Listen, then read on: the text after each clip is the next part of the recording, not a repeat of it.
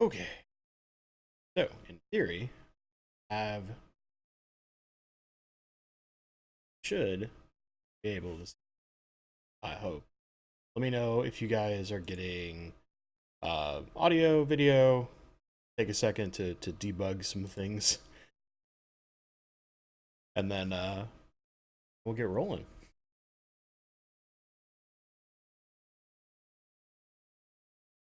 See a whole ton of people in chat. So just as a hopefully audio is good and video is good. It's kind of a rule that I've stolen from Dan's Fish for chat. Anytime you guys have questions, once we start getting into the question time, just at me, or Candy might prod me if I'm missing something too much, but it makes it a little easier for me to see stuff, and then I can answer questions from there. Top chat, heck no, YouTube, what are you doing to me? All right, that's a little better. So before I get into questions and answers, I kind of wanted to go over a couple of those short, like, updates, thank yous, call it whatever you will. Just some stuff to expect for you guys, and then we'll dive into questions and answers, and we'll go for some amount of time, at least an hour. um, okay, so we'll talk a little bit about AGA, but I kind of wanted to give a few thanks to some people that I got to meet in person. So Barbara Jackson, Ginger Graves, JL Aqua, Preston John, Daniel Edwards, Multi Tank Addiction. There's more I'm probably forgetting because it's all kind of a haze in my brain, and I'm bad with names, but I'm good with faces.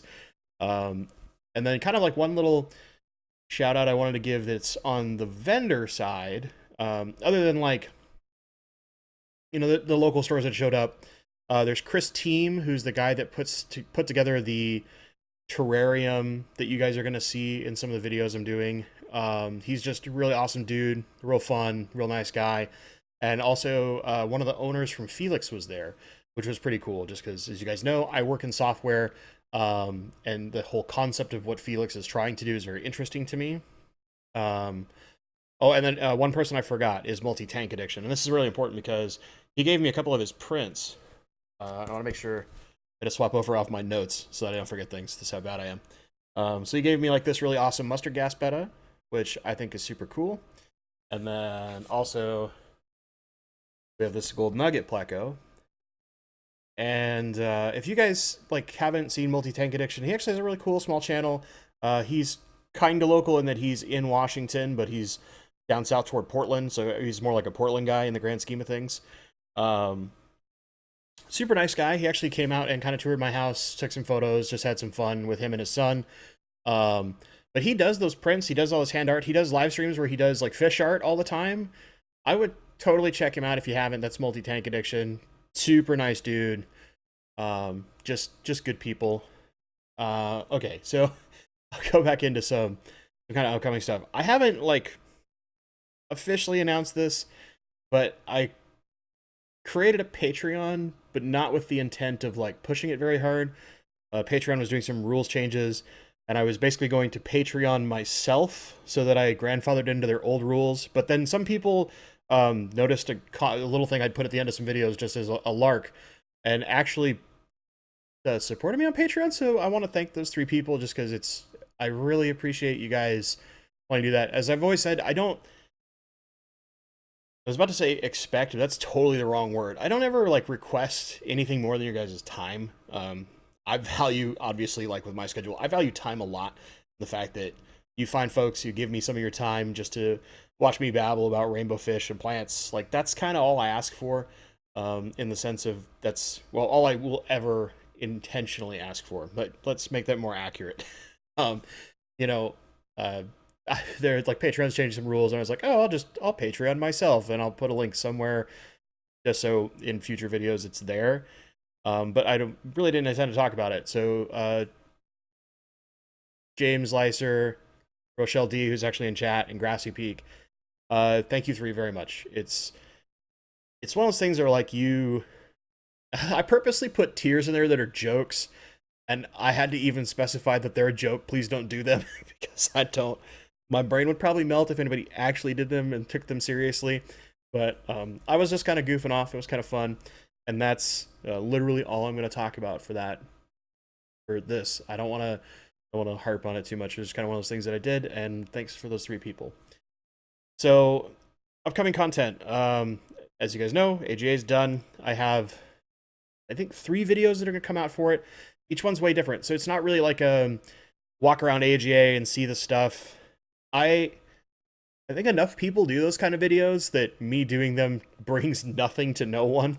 Like I have some still shots that'll probably be done in a little photo barrage that I'm still working on editing of some of the vendors and stuff, but that's walking around AGA is not that exciting. The exciting part was socializing and getting to meet, like I said, Barbara Jackson, Ginger Graves, JL Aqua, those folks. That was the fun part of AGA for me. I didn't even attend any of the talks because if you're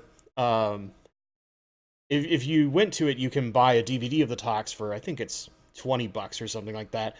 And I know all the talks were great, and I'll just buy the DVD because I feel like one of the things where I don't need to sit and ask questions. I would nerd out on the talks and probably be like, okay, that's all I need. So I spent time socializing instead. So that being said, in that socializing, we have a video with Gary Lang, where we'll talk rainbows, obviously. We've got what I call something new I'm trying, that I call the 100-gallon question. Basically, I'm asking the same question to a whole bunch of the YouTube folks, and then letting them kind of answer it how they want. It's kind of a what I like to call magical Christmas land question, where I basically just give you everything you could ever need. Tell me what you're going to put in a 100-gallon tank. Some of the answers are really interesting. There's basically almost everybody who went to AGA who does YouTube in some way, shape, or form is there. And then finally, like what's not AGA related, the Petco Horror Stories 2 will be coming soon. My cousin and I have kind of hashed out that either the end of next week or the early of the week after, we will both force time into our schedules to sit down and film Petco Horror Stories 2. And for those who haven't seen it, my cousin used to work as an aquatic specialist at Petco way back when I was in college. So this is, 16, 17 years ago. And this is not like how horrible Petco is. It's like kind of the crazy things that happen when you work for a big box store like Petco. His Petco in particular, he has actually worked at 2 different ones. One near my house where I grew up, and then in the eastern side of the state, Yakima.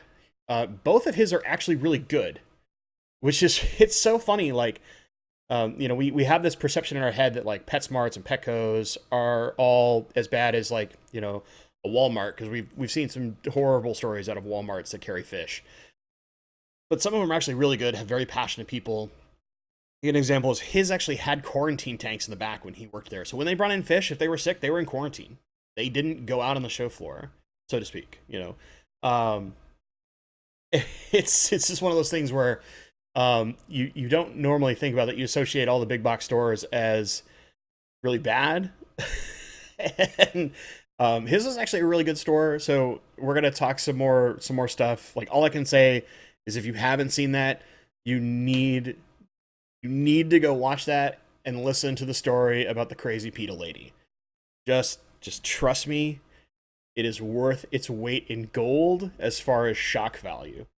There's some other stuff that's more comical, but that one is something else, and having to deal with that as a person working for minimum wage at Petco, not fun. But the story is interesting, so definitely go check out the Petco Horror Stories. That's with my cousin Henry. He's a hoot. You will clearly see that we've been very good friends our entire lives, just the way that we interact and talk. So the second one will be coming on that, and finally, the last kind of thing I have, I guess you'd say, like in my list of stuff I want to do is I'm gonna start doing some videos. I've had some really awesome comments lately that have asked certain situations, or a great example, there's one in my plant talk, which if you guys haven't seen that, I know it's a little long, watch it in chunks, makes it easier, where someone asks like what plants I'm currently working on, or like how I deal with a plant when I bring it in and work with it. And that was kind of a really cool question, and it spawned me to think of like, that should actually be a video. That's literally a video to explain that process, because I think showing my process and how I've done things based on my experience, like where I've screwed up, what I've found is really successful, can be really helpful, especially converting immersed plants, because like I got plants that are immersed, grown at AGA, and slowly converting them to submerged growth and getting them to be underwater the whole time. That process can be really hard for some people. And so sometimes giving that advice could be really useful. It was a great comment. It was one of those things where I said, you know what, I'm just going to make a video of this. So I just told him, like, I'll make a video, don't you worry, rather than just answering it in text. I'll give a really in-depth one. So with all that being said, I'm going to start into the questions. So I'll stop babbling around at stuff, but I'll make sure we don't have any immediate questions in chat. I have a couple that I collected from the comments. If you guys were watching the community tab, we've got the... I tried, for some people that aren't able to make it, I tried to get a few questions ahead of time just so that those folks can kind of participate, because I know that some people, the turn off of a live stream is that if you can't be there live, like, what's entertaining about it? Well, I kind of want to be able to answer questions for people so that it's part video, part live stream, if that makes sense. So we'll be in questions. Again, thank you, Betsy, for those who to gently, lovingly caress, make the happy little like button. Happy little like button. Yes, I know I need fish art on the wall. Thank you, Randy. This is not normally where I do fish stuff. Like, almost all of that is the downstairs portion of my house, where I do have some fish art and stuff like that. But I think I might. I think this betta is probably going to get framed to go up in here. I like the mustard gas bettas a lot. And this tank is off because I need to clean the glass desperately bad. It's got an algae problem. Anyway, so I'll do the first question, and then if you guys do have questions, remember, use @me, at Bentley Pasco to make sure I see it, and then we'll start answering questions and go through stuff. Or if you guys just want me to babble about some random stories, just let me know. We'll do whatever. It's kind of a free-form thing. We'll do what you guys want to do. Eventually, I'm going to sneak into Randy's house, and I'm going to film all of his stuff. While he's here, I'll bug him about that. So the first question I had, which I actually think this is a really sweet question. This came from Ryan Heston, I think is how the last name is pronounced. But he said, if you're buying fish online from the same company, would you quarantine each species or all together? Example, 12 of one species of tetra, 12 of another tetra, 10 cores, and 1 to 3 honey gourami. So, example has a really specific list of fish. So clearly, probably what Ryan's looking to buy. If I was buying something online, like say the wet spot is a great example.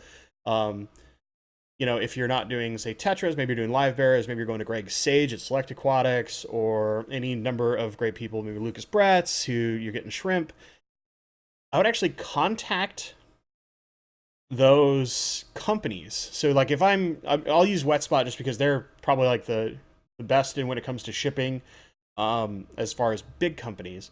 Small companies, I would say actually the best shipper out there is Dan's Fish. I've never seen anything come in so well packaged since when I bought those rainbows from Dan. It's insanely good work. I would call or email, however I contact them before making an order, and find out where each of those fish species are being kept. Because if they're in a shared filtration system, or if they're all in completely separate filtration, that would determine how I'd quarantine them. So if all the tetras and the cories are on like the same filter, maybe they're stacked tanks, where you've got them lined up like this and they all go to a central sump and it waterfalls down, you could quarantine all those together. If they're all in separate systems, the best way is to quarantine everything completely individually, where it's like all of this species of tetra is here, all of this species of tetra is here. That's a lot of space, and I totally understand people not wanting to do that much. Usually, if everything's coming from the same place and it's a reputable source, you're pretty safe to quarantine them together. My biggest thing would be, how big's your quarantine tank? Because that's a lot of fish to quarantine in one tank, unless you're going to water change a ton. I mean, like 50% a day, maybe even more. Um, I would quarantine probably between two tanks for that number of fish, where I'd put, like the quarries and the gouramis together, and then I put all the tetras in one tank together, just because the gouramis are going to stay top, the quarries are low, they kind of won't compete with each other at all. The tetras will just ball mash together and be fine. I think that's probably like the safest way. If you have a pretty big quarantine tank, like you're going to use a 40 breeder or something, you could probably quarantine them all together. If they're all coming from the same source, as long as they weren't. My biggest concern, and this is why I would contact them ahead of time, is if it's somewhere that gets other fish from distributors and then ships out. If those fish came from different distributors and then have only been in the store for like a week, I would want to quarantine separately, because I would be a little leery of some cross contamination. That being said, if you don't want to spend an arm and a leg on medicine, just quarantine them all together. That's like 7 different ways to answer your question, Ryan. But hopefully, you'll understand kind of what I'm getting at, and that will be helpful to you. And my question to you would be, which cories are you getting? Out of all those fish, the cories are what I care about. So we'll go into chat for a sec before I go back to more of those. So the Fishy Mailman is asking, Aquarius podcast, are we going to get some interviews from the AGA? I think I actually know the answer to that, but I just want to put Randy on the spot for fun. Randy spent a lot of time being a good aquarium co-op employee.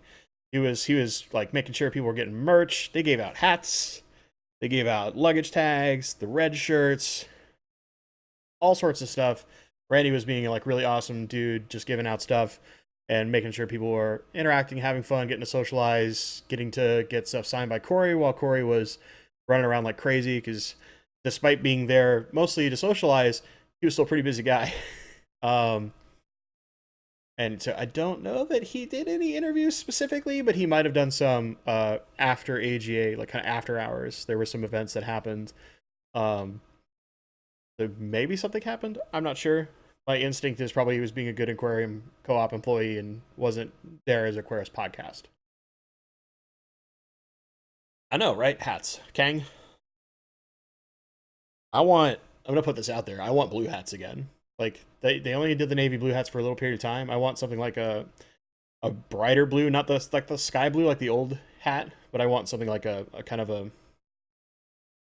let's just say like a royal blue, or a little more bright than like full on dark navy. That's me. So Sharpies, models, and aquatics, who very oddly we share a lot of a lot of hobbies in just that statement. Because I used to do miniature wargaming, which is where the model side comes from.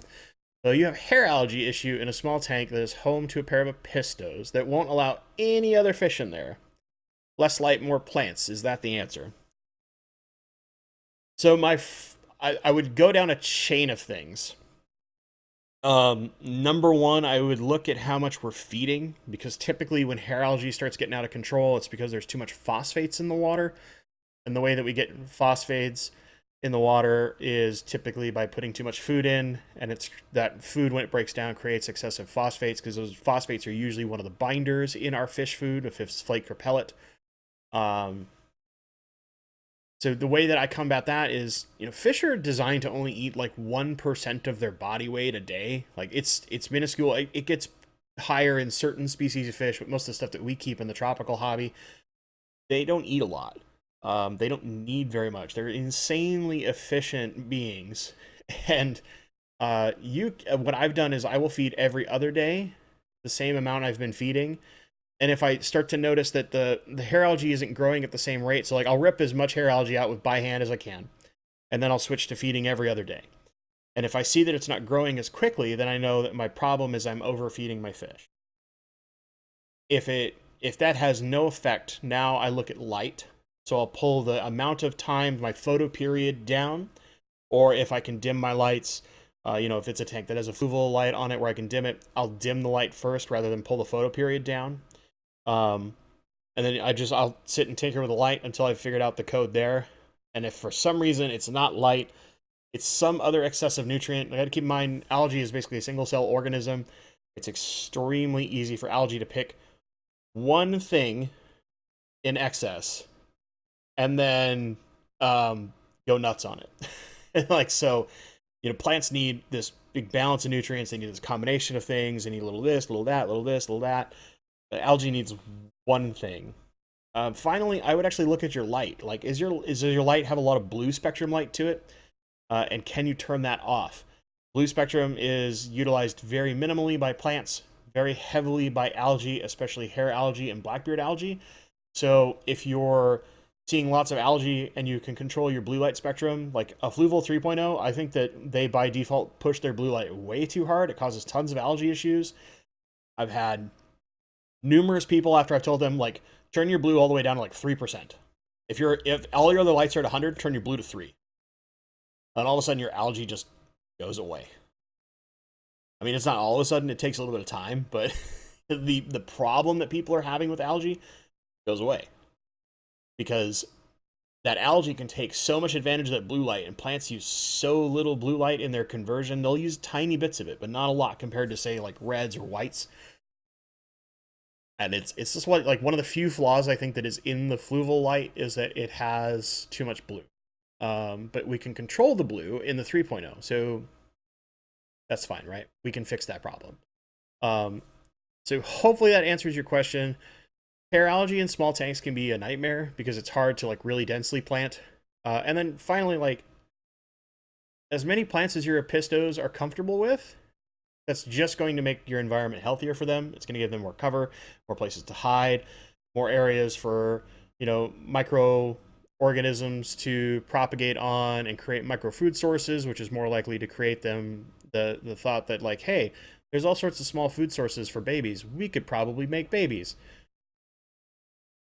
More plants is really almost always a good thing. I can't say I've ever had an issue where I've went, this is too many plants. It's a problem, other than like I let them overgrow and I need to clean them up. But not like, yeah, no, this is so many plants, my fish are unhappy. And maybe if you were like big discus or big angelfish and there's no room for them to swim, that's different. But pistos they're nimble. They can weave in and out of stuff pretty simple. So I would look there. I'll go get one more off of the community tab, and then I'll come back and answer the next question in chat, okay? Just because I want to kind of bounce back and forth, include everybody. We'll play nice. So this was from Full Moon Aquatics. As, do I keep any Aponogetans, and do I have a process of getting them through the resting period? So, yes, I have Aponogetans. The Madagascar Lace is an Aponogeton. I have a giant one in my 90-gallon. And I also have some Aponogeton Crispus, which is in the longest resting period I've ever seen out of an Aponogeton. Do I have a process? No. It might sound crazy. Like, I don't have tons of... I'm not a really in-depth Aponogeton person. I've only really kept the 2. So... it's kind of one of those things where I just let them do what they do.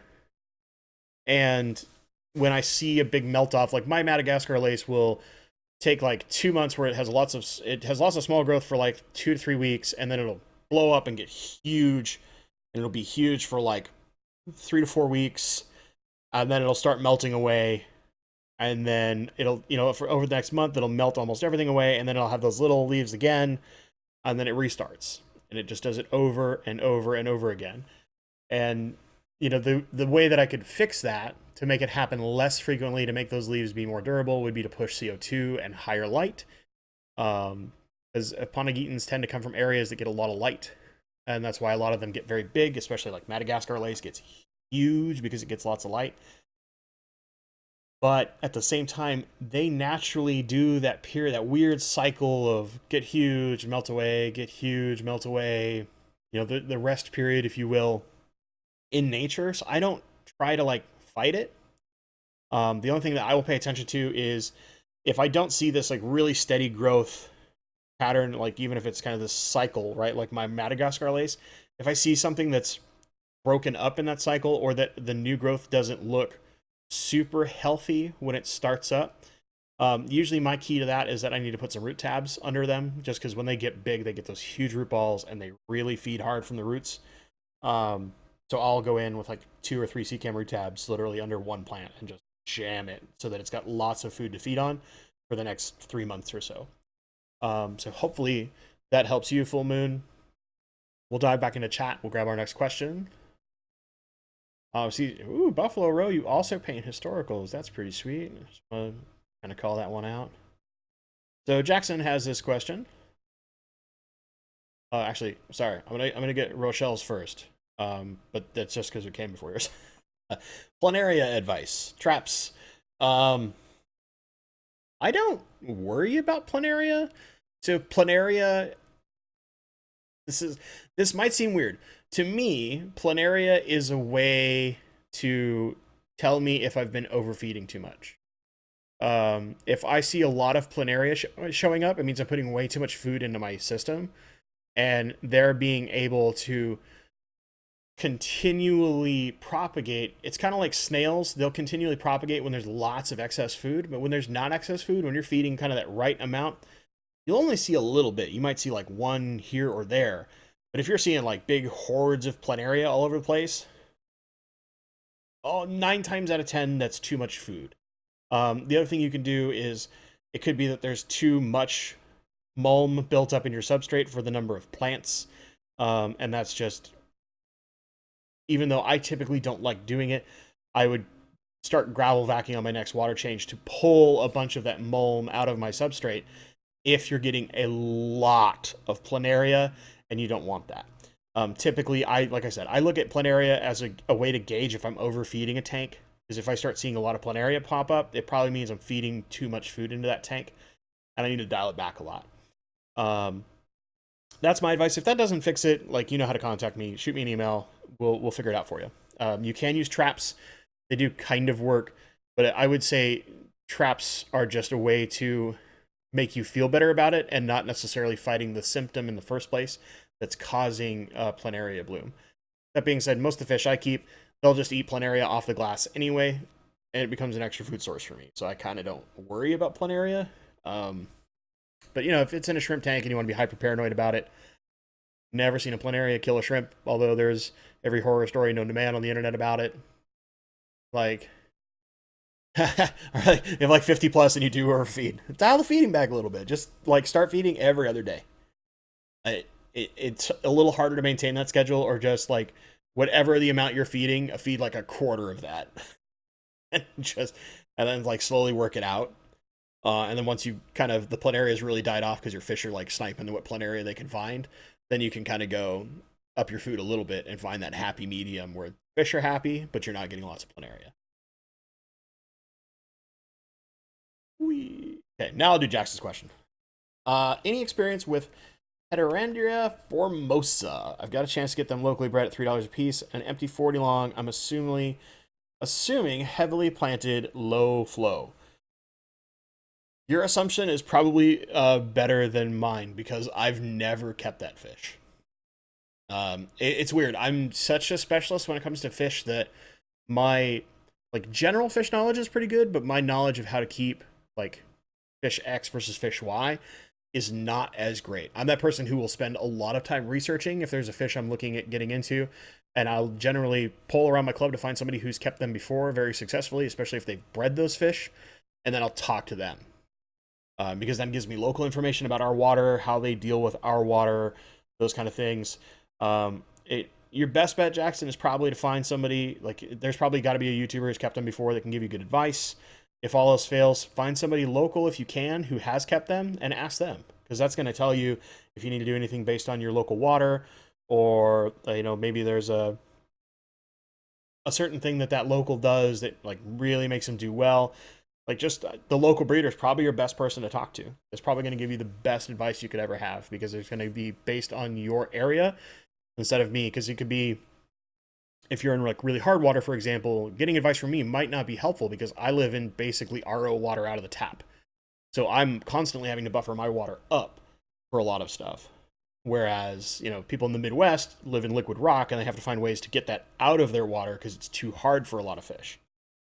So interesting stuff like that. But like I said, I would just talk to your local breeder. If it's a fish you really want to do, I would just ask them, like, hey, if you're trying to keep these in the best environment, go on kind of easy on the flow, but a lot of plants. What do you suggest? And work from there. Build your build your environment. Make sure it's nice in the season. $3 a piece seems pretty cheap. This last time I've seen those, I'm pretty confident they were a lot more than that. So that seems like a steal of a deal. That'd be my advice. Okay, aqua balls. I have a question. If you're having problems with a tank, do you look for answers on YouTube? Uh, yes and no. It depends on the problem.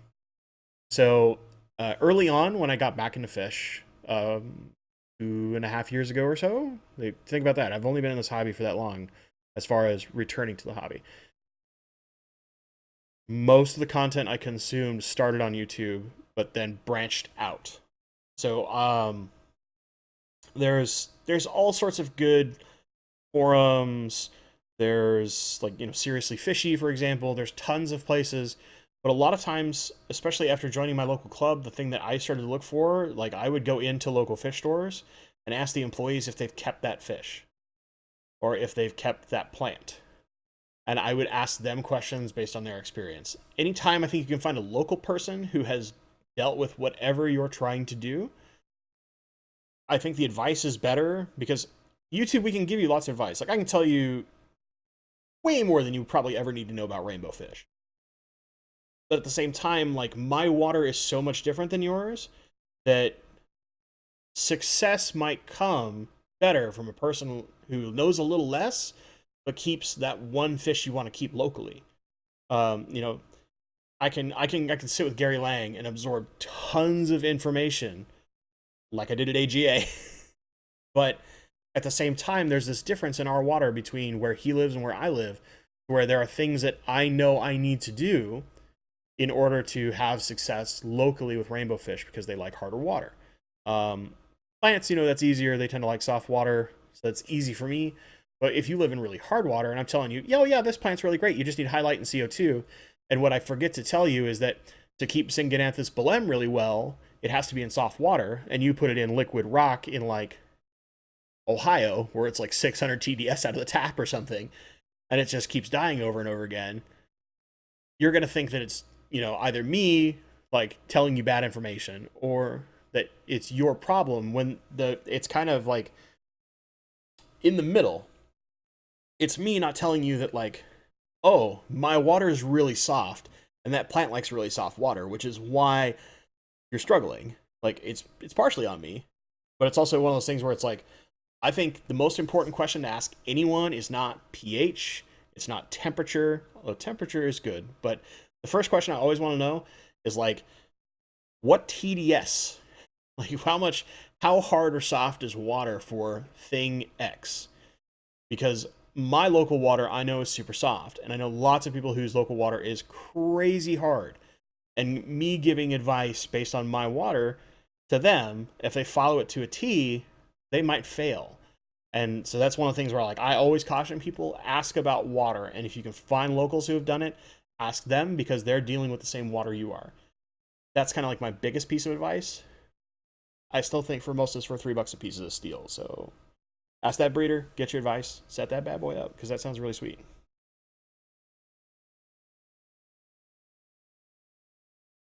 I kind of answered two questions and then went back to another one. I'm sorry. I'm really stuck on the fact that it's $3 for Formosas. It seems really sick on it. But there's your answer. I do start with YouTube pretty often. Um, Now I tend to find locals when I can. Although most of the part I've really specialized myself, so it's really rare for me to need to ask questions. But if there's a YouTuber who specializes in something, like let's say I wanted to get an African cichlids, the first person I'm going to go to is Zenzo Tazawa. I'm going to go to Tazawa Tanks because that's his jam. And then, like, second would be like Primetime Aquatics, right? These are guys that do cichlids. They're really successful with cichlids. They can give me that starter advice, but then from there I'm going to branch out. I'm going to make sure I'm covering things that apply to my local water, how weather is in the area, because maybe you want to keep an outdoor pond, but you're in New Hampshire. and it gets really cold certain times of year. And like the guy you watch on YouTube is in Hawaii, and he can do it all day, every day, all year. It's all about getting your base information, which I think is really good from YouTube because it can be presented in a way that is easier to digest. A lot of people, like myself included, I struggle at digesting information purely from a piece of paper, just reading. If I can see something and hear something, I learn so much better, especially just hearing. I'm a super auditory learner, which is funny because I'm bad with names, but I'm good with faces. So that's the one part where auditory just does not work. But I think if you start as a good baseline on YouTube, like if you want to keep cichlids, those two guys. If you wanted to keep rainbow fish, me or probably Lucas Bretz are going to be your good examples, or Bob Steenfot. Maybe you want to keep live bears. Corey is a really good source for live bears, or Greg Sage at Select Aquatics. If you're looking to do crazy shrimp, there's all sorts of people. Joel Korvasoskin, who's in chat, amazing shrimp keeper, but there's also that crazy person who keeps his shrimp in gigantimous tanks. So not everybody's looking to keep do the 150-gallon shrimp tank, where I think Joel will do those all day long, every day. If he can just fit another one, he probably would. I hope that helps. Like start on YouTube as a good like baseline, and then expand from there. I'm really thorough when I do my research before I dive into things. That being said, I've been impulsive in the past, but typically nowadays, because I run into issues with space, I have to be really researched on something because I don't want to screw up.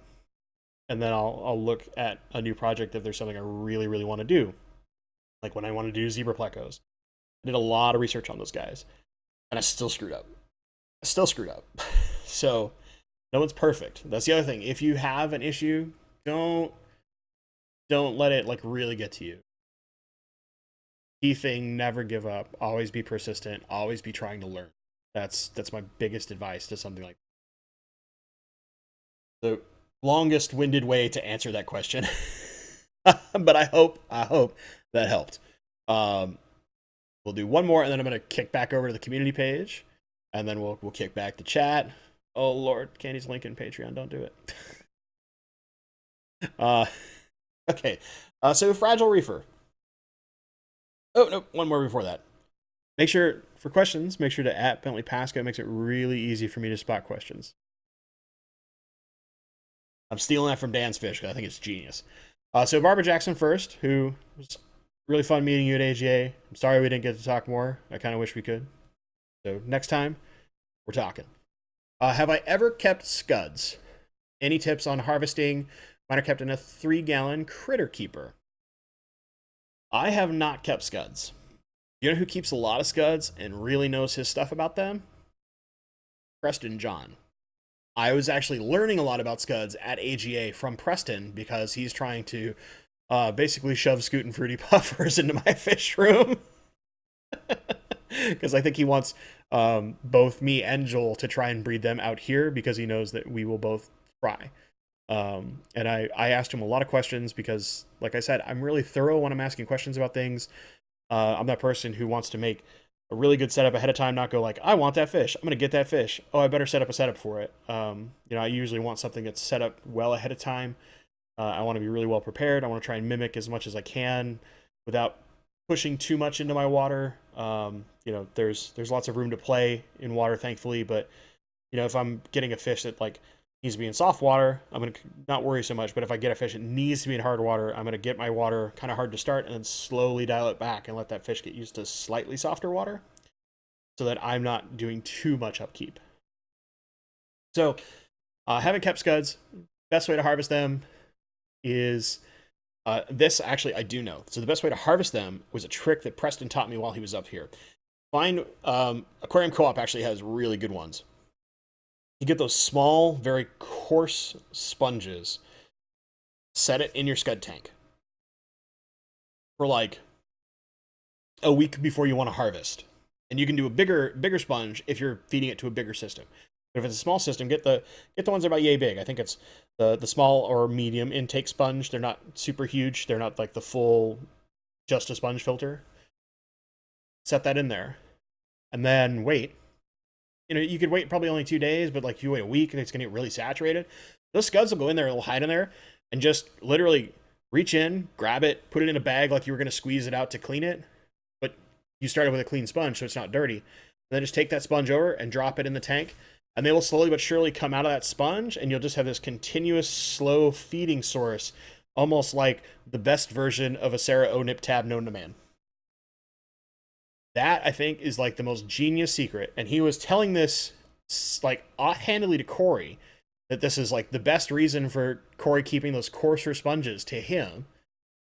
And then I pulled him aside for like 10 minutes and asked him questions about his live food regime and like how he was feeding certain things, what point in time he was feeding certain things to Scoot and Fruity Puffers. Like, I was trying to learn a lot from him because the guy really knows his stuff. If you want somebody who's a true live food nerd, Preston John does some crazy, crazy live food stuff. Like, he came over to my house. And we're walking through. One of his buddies from Minnesota was here with us, and we're walking through the house. I'm showing off all the fish. He's like, "Oh yeah, that's cool. That's cool. That's cool."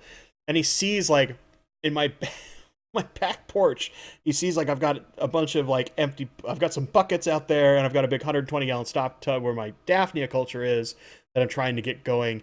And he's like, "Oh, can we go out there?" And I'm like, "Yeah, it's like my spare tanks and some of my broken tanks. Like, why do you care about this stuff?" And he starts looking at all the buckets. He's like, oh, you got the small Daphnia in here, and you got this over here. And I'm like, I do? And I was looking over there, like, not thinking that I've got this stuff growing in there, because I'm like, oh, I've got the Daphnia in the big one. I haven't seeded anything else. They've just made their way into there.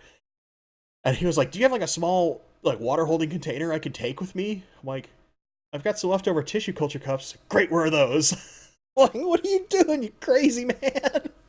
But he was so jacked to get a different live food, even if it just grew naturally in a different region than where he's from, to take home to try and replicate to use for feeding his fish room.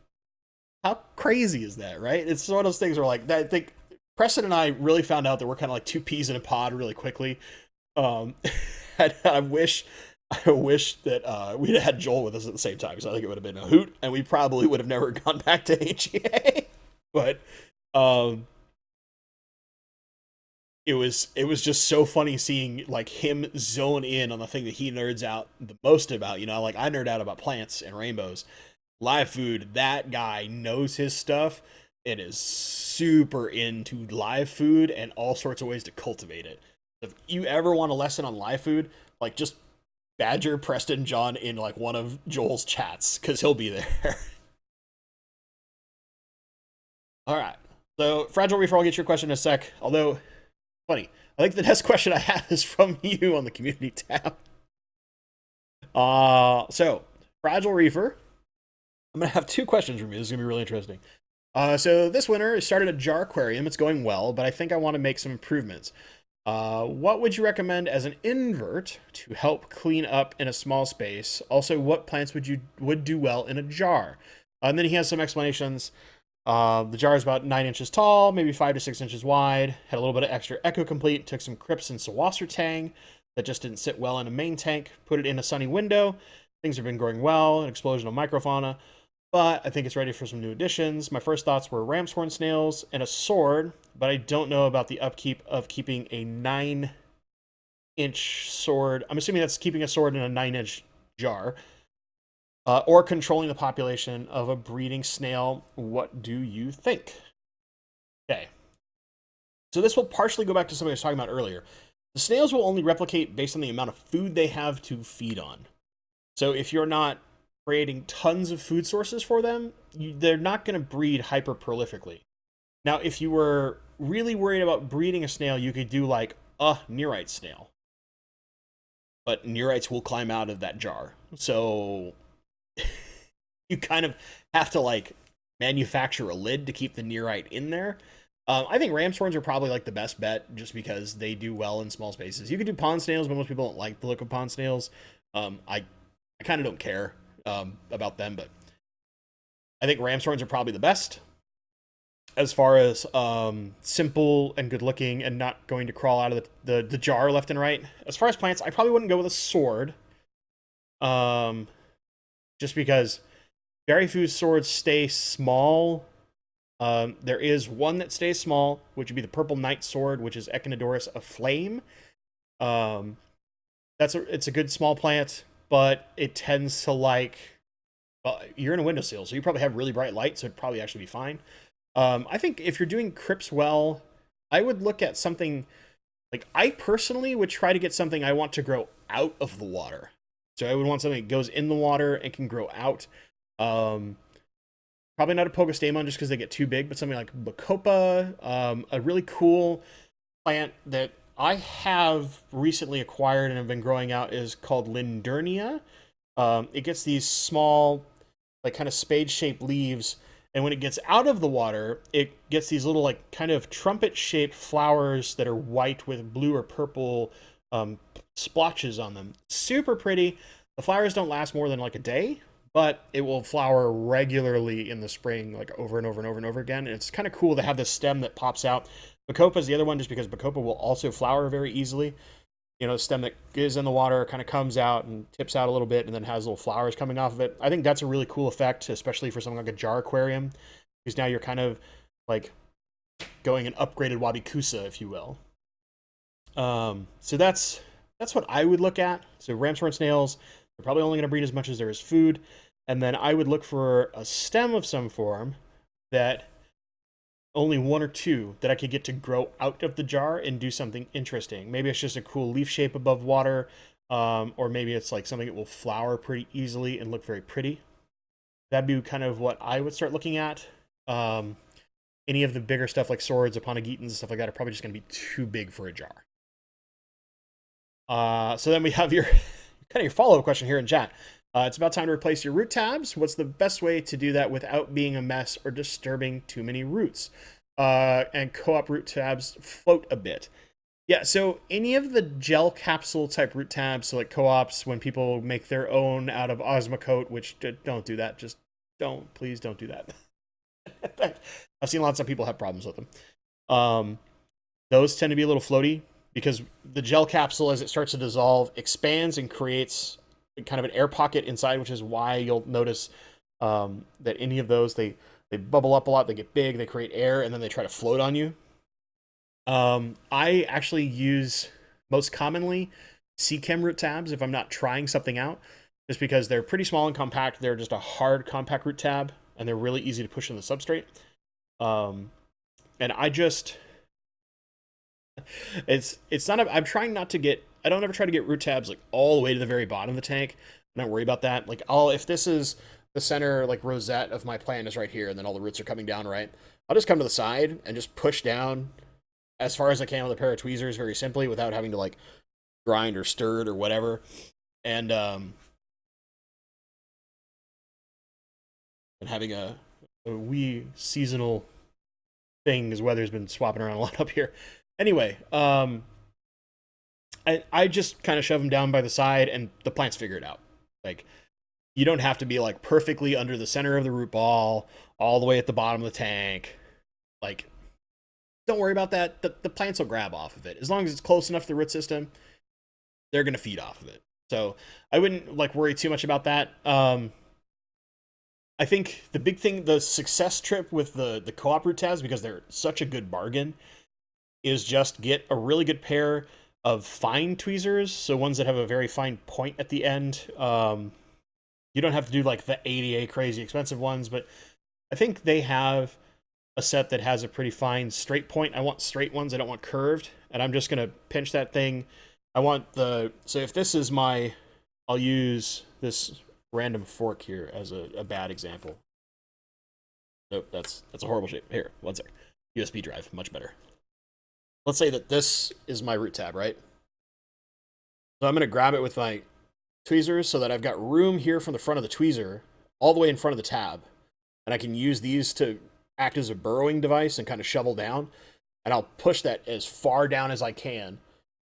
And then as soon as I let go and get my tweezers out, I'm going to push extra substrate over the top to weight it in there. For any of those ones that are built off of a gel capsule, that's usually your best way to hold them in place and to not deal with kind of the floating bits. It can be a hassle. There's kind of a technique, and once you've done it 3 or 4 times successfully, it's like clockwork and you never screw up with it again. That would be my best advice. I've tried all sorts of root tabs. Unless I'm going for something really specific, Like I want something that has a higher iron dose or something like that naturally.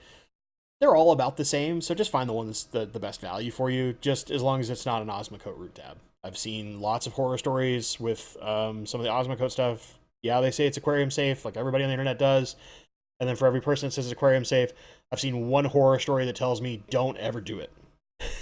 So that's one of those. I would prefer looking at something like the co-op tabs, the C-Chem root tabs. There's Nylock G makes them. There's all sorts of good ones. Kind of pick your poison and just go with that. All right. Jeff Griffin. Do I know anything about the Fire Feather Sword? The Fire Feather Sword is a sword. That's, I don't know that common name very well. While I like swords, I don't dive too deep on them just because they take a lot of room. I've got a few swords that I really like, and I'm using all of them in tanks, but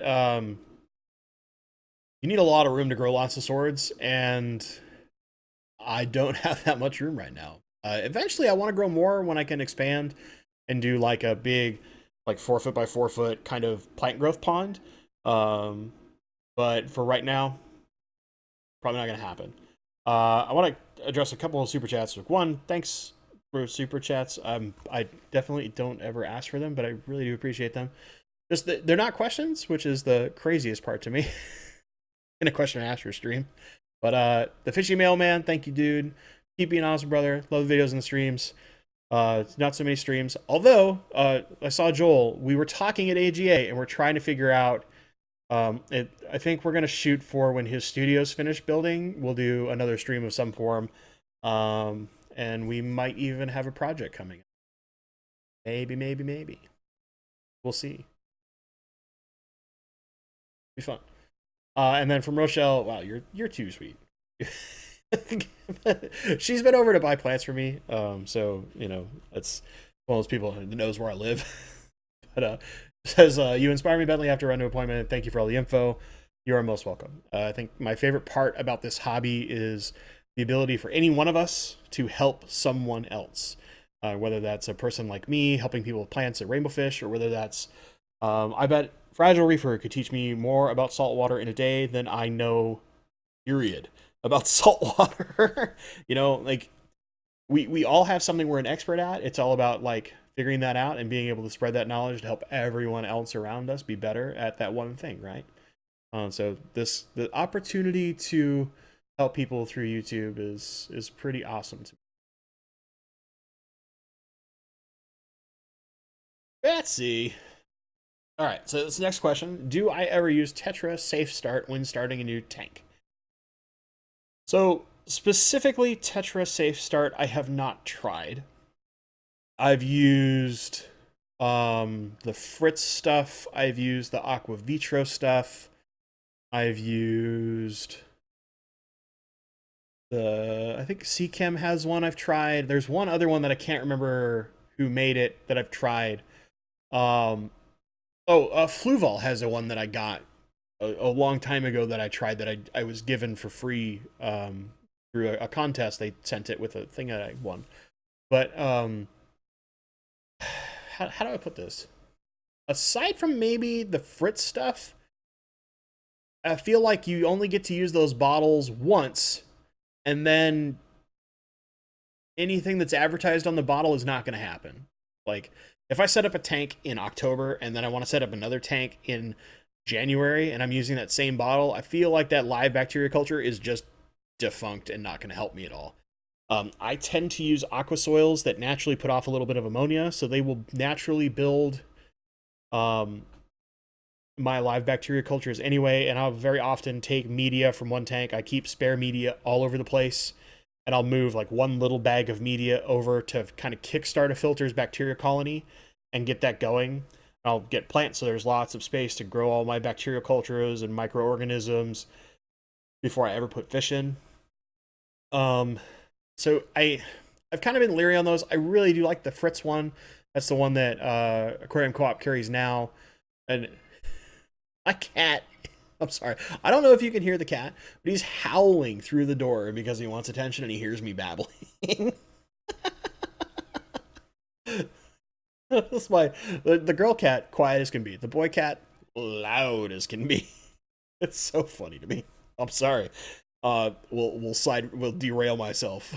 But yeah, I've never used the Tetra specifically. When they're sealed, they're good for starting one tank. I tend to go by the patience route as opposed to the like I just pour a bottle of liquid in it and it works. I would rather wait 2 weeks than like, kill all my fish. Um, Patience is the most, I think, critical thing in the fish hobby. And every time we screw up, it's usually because we weren't patient enough. There's some other things that can happen for certain, but usually it's you weren't patient enough. Just be more patient. That's been my lesson every time I screwed up. Has been I wasn't patient enough. Just be more patient. I just, it's one thing where like every time I see that, like, what's your one advice to fish keepers? And if they don't ever say patience, I'm like, it's probably good advice, but it's not the best advice because even me, like, I've kicked myself in the butt more than a few times, going, I should have just been more patient. I should have just been more patient and screwed something up. We can't be perfect, but we can learn from our mistakes, right? All right. AG Cichlids in the house. What's up, buddy? A lot of people. I'm sorry that I'm not saying a lot of hellos. Just it's kind of the way I roll. But if you have questions, remember at Bentley Pasco, and then put your question. It makes it a little easier for me to see. So Jellums, I hope that's pronouncing your screen name correctly. I recently changed my Phoenix to the Fluval 3.0. My Rotala keeps wanting to grow sideways instead of straight up. I kept it at about 4 inches above 4 inches above 40-gallon breeder. Oh, so 4 inches above the substrate line? So I do have some Rotalos that I've had do that to me. And usually the reason why it does that, or at least in my case, is that it's getting so much light, it will actually kick to the side because it knows it can create more and more child plants with its growth. And it's photosynthesizing so much more than it was on a previous light that it has that extra energy to output, and the easiest way to output it is to create lots of side child, because you know how they'll lay on the side and you get child plant, like big chain, right? And all of a sudden your nice Rotala turns itself into what looks like a chain sword instead of like big stems of Rotala. I'm actually dealing with that in the Angel tank right now, where I've got a bunch of Rotala mini butterflies going like hog wild on me. After I did a lot of cleaning in that tank, and yeah, I was just trying to get like 6 stems growing nice and solid, and like 2 of them just laid flat and went and turned themselves into chain swords, and now there's like 30 stems in that freaking thing. And I know, tough problem to have. I know you wanted 6 stems and now you have 30. But as you guys have seen in the past, sometimes my maintenance gets a little rough when it comes to trimming plants, and then all of a sudden, my angels are like tucked into like only a third of their tank because they lose swimming room. But yeah, typically there's so much light they can photosynthesize more, it can grow more, and the best way to expend that growth is by laying down and creating more child plants as opposed to just growing individually as a plant straight up. So hope that helps. I'm hoping that's a good one. What's the like button? Thanks, Joel. I'm gonna get the last question from the community tab just so we get all those done, and then we'll go purely in chat, and I'll try to keep up better with chat. I know that I tend to talk way too much for my own good, and I go on these long tangents, which means I'm behind chat all the time. So sorry. So the last one is from W. Dosset. Best reds, yellows, pinks, etc. for low-tech tanks with good light. Oh boy. I'm gonna try not to rant, but I'm gonna rant. I think the thing that I hate the most about the definitions of low tech and high tech are that the only difference is that high tech means I added CO2. And to me, that is such a fallacy, because if I'm using a Fluval 3.0 light, but I'm not using CO2, I can grow a lot of things that, most people would probably consider high tech.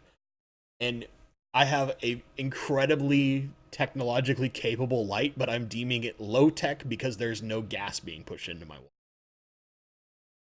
This is one of the things I think, like, the naming conventions from way back in the day that have pushed forward for perpetuum, if you will, that drive me nuts in our hobby. And I know this is like oh, he's just gonna rage about it, but it's more that it's good light to me is not low tech. Like I think that we should be looking at like these stratums. I would say like I would just look at low light with or without CO2, medium light with or without CO2, high light with or without CO2. Typically, high light has to have CO2, but I wish we would get away from the low tech, high tech definition. And I bet Joel will vaguely agree with me on this one, but and I'm sure there are other people. But to answer the question, since you have good light, you can keep in yellows Rotala rotundifolia indica. It's not true Rotala indica, but the Rotala rotundifolia indica that is out there, it's a lovely yellow color, and as it gets toward the top, that's going to get kind of an orange tip to it. Once it gets toward the top of your water, it's really close to your light source. But that's a good yellow plant that's super easy, super pretty. It's a good leaf shape. Reds, other than crypts getting red, you can keep Alternanthera reinekii pretty red in just highlight without CO2. Like I'm doing some in a 20 long right over there with a Fluval 2.0 light. And I would never consider that setup low tech because it's a very powerful light in a shallow tank. And I'm growing things that a lot of people are like, that's a high tech plant, like Pogostemon erectus. I have a third of that tank filled, just filled with a field of that stuff. And it's just growing like crazy. And it's only this tall because it's so, the light's so powerful, it side shoots instead of growing tall, reaching for light. And it's just dense, bushy thing going on. It looks fantastic. But most people would say that's a low-tech tank, and I think that's crazy pants to call that low-tech. So Alternanthera reinekii, Ludwigias, like I think my two favorites are either Ludwigia repens, just because it's super easy, or if you can get the Arcuata cross repens, it's like Arcuata X repens. I actually like that one probably the most of the ones that aren't a little harder to find when it comes to Ludwigias. And then another one that'll give you like oranges, reds, and yellows all in one go would be Ludwigia Pantanal. To get its best color, it does like CO2, but if you got pretty strong light, you're going to get very good color out of it regardless. Finally, pinks. Pinks are a little harder because there's really only like 3 plants that get pink, and one of them without CO2 will never grow. It'll just die, and that's the Rotala Ceylon, which is also called Rotala Pink. It'll look this like pale, ghostly, almost white color if it doesn't get CO2, and then it just dies. And then if it gets a little bit of CO2 and good light, it'll be very faint pink. It's really hard to see just in the tips of the leaves. The rest of it kind of looks like a pale, very pale green. Then if you get really high light and lots of CO2, it's like bright flamingo pink, like flamingo crypt. Flamingo crypt will also get pink. However, in order to get like the whole leaf, that bright pink color, you really need CO2. You can get, it'll get pink with like green striations or green with little bits of pink here and there in quote low tech setups. Like I run some downstairs in the shallow tank, and it's under a pretty high light given how small that tank is and the amount of light I'm dumping on it. And the flamingo that's in there is mostly green with like little pink strands in it. So it's not like the way we think of flamingo when it's just this beautiful bright pink leaf. You need CO2 to get that to happen. Most of the pinks and some of those weird colors, they basically require CO2 in order to achieve that coloration. Those plants can live without CO2, but that coloration we're looking for doesn't usually happen without CO2. So I hope that answers your question. I hope. I think that's the last one. Yeah, so from Devi. I think just like, other than my low-tech rant, yellows and reds are probably something you can target, and maybe even little bits of orange. Like a plant that actually will get you some cool yellow and orange colors that a lot of people don't look at. Look into a lot of the lilies. So like dwarf aquarium lily, if you can find it, I sell it every once in a while and get gills, is the Nymphaea santarum. That's another type of dwarf lily. It'll get like yellows and kind of pale greens without CO2, and then with CO2 and getting good light, it'll get between yellow and orange, and every leaf will be a different color. And you get this cool like field of color going on. I bumped my mic. It's a really cool plant. I absolutely love it. And I think I'm gonna move it and split it between 2 tanks because I like it so much here soon. I haven't finalized that plan. I've got a tank downstairs that I'm working on. I've got to substrate it, and that's where the party animals are going to go. I think we're going to call it Animal House, you know, because it's a great movie. Calling the party animals, right? Right? We just do that, right? But I think I'm going to move some of that lily to that tank too and let it like carpet the tank. And you'll see how that lily works because it spreads by runners like a chainsword would. And like if you give it good light, it stays low. It stays dwarf. It only gets like yay tall until you start shading out. Then it'll get tall. Thought about just carpeting a field of little lilies across the tank and then having like an island with some stems in it. I like that idea, and it's in my head, and I think it's really cool. But I also have a lot of stems I want to grow out, so we'll see what I do. I don't know. I haven't made a final decision on that one yet. I might just put a ton of Stargine Repens in it because I love that plant. But we'll see. So we will return to chat and grab some questions. Again, if you have questions, just at me, and then I will happily answer them. Barbara Jackson said she was jelly of my place at the banquet for AGA because I was sitting right by Gary Lang. I was originally going to sit with the president of my local club because I haven't sat and like talked with him in probably a year, and I didn't know where Gary was, and then I finally saw him, and I walked over, so I was going to ask him a quick question about filming some stuff later on that night or the next day, and we ended up doing it the next day just because it was a little easier on him. And he was like, "Oh yeah, sit down. We've got space for dinner. Just sit here." And I'm like, "Well, I guess I'm not sitting with my club president anymore. I'm going to sit with Gary." It's like, yeah, when Gary Lang tells you sit down for dinner, you sit down for dinner. As far as I'm concerned, that's a rule. Okay, so hey, we've listed some people. Candy, you were always like the best mod. Period. I didn't want to make you a mod here because I wanted to give you a break in one stream the few times I stream, but thank you. You're the best. Okay, so we have some questions. We can get through them. It'll be great. Screw up. There we go. From Jackson, Rachel O'Leary, aka Nanofish God, is the breeder. Oh, wow, she's got them that cheap. Oh, summertime being special. That makes sense. I would just ask her. Rachel knows her stuff. Just ask her. Like, Joel only puts fish in his tanks to please his audience. He only loves plants from caging cichlids. That's probably true, actually. I think, and to answer you, Shelby, I think Joel is like me too, has too much collectoritis to properly do Dutch style. Lumpy Dog making fun of my video game art on my wall. Oh, this is really good. So go back to that Scuds question. Lumpy Dog suggested this. You can put a piece of veggie in the tank and wait like 5 minutes and carefully scoop it out, and you'll have a bunch of Scuds in your net because they'll be on the veggie. That's really smart. That's similarly like levels of genius that I don't comprehend to like Preston saying use a sponge filter. Ooh. Lost find, next question.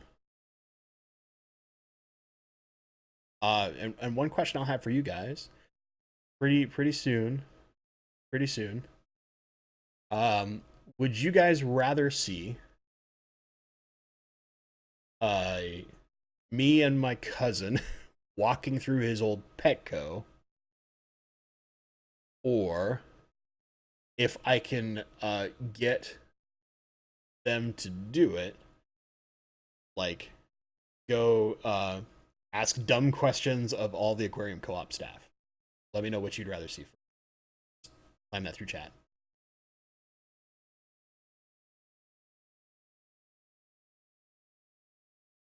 You guys are having like this amazing conversation. Okay, Kay Holiday has this really great question. I have a nubius that is flowered. Just wondering if I need to do anything, i.e. cut it off after it finishes flowering. Also the same with Boos. So, as someone who's got an Anubius finally to flower, I've struggled to get Anubius to flower without like, doing immersed tricks because I don't like growing immersed if I don't have to. But with some of the stems to get them to flower that will flower really easily, you have to get them immersed. Where like boost flowers underwater really easily for me. And to answer your question, no, you don't have to cut them off. You can just let them do their thing, especially with the boost, because that flower, when it fully flowers, it's going to look like a cup with a ball kind of floating over the top of it. That only lasts for a few days. Depends on the plant. Some last like literally a day, and then after that they start withering away and dying. And some will last like 3. Some of the more common ones, like the green wavy and stuff like that, they'll stay in that form instead of just that little like kind of spadish looking closed bulb. When it finally opens up, it looks like a cup with a little like kind of ball floating over the top of it. Super pretty, by the way. I think they're really cool in how they flower underwater. Um, and Nubius, again, like no, you don't need to, just let it do its thing. It'll be fine. I've never read anything that says otherwise. I've never had problems with them otherwise. Um, Granted, I'm only getting my first experience with Nubius flowering like right now, but I'm pretty sure I've never heard anything that says like, oh my gosh, get that flower out of there as soon as it flowers or anything like that, because it's a problem. So I wouldn't stress too much about that. Which, if you're getting the ball to flower, it means you're doing something right, by the way. Like when Boost is flowering, it's very happy. When Anubius is flowering, it's super happy. So that's good. That's super super good.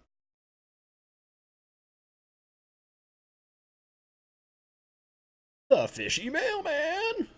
I have a Godzilla Boost almost to the top of the water. Should I let it get to the top of water and flower or propagate it? Man, personal taste question. I, being the psycho I am, I would let it grow to the top of the water because I would want to see if I could get it to show me the immersed version of the flower by letting it grow all the way up. That being said,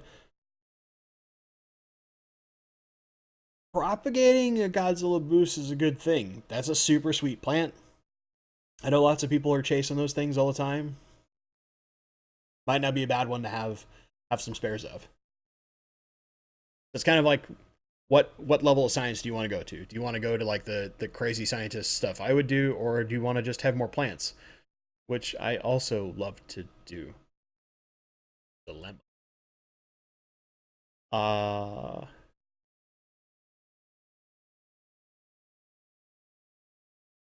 what is this? Okay, we have some. Oh, this is. But what if you grew all these rainbow colors in a rainbow order? I wonder how perished that would look. If you mean like rainbow fish by color order, that's called a T-shirt that I have an idea for.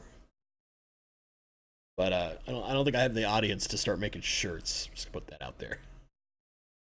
But also, I don't know that I want to dive that far into Teespring. That requires an artist of some form, and I am no artist.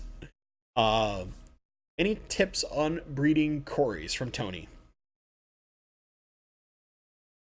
Ask someone other than me.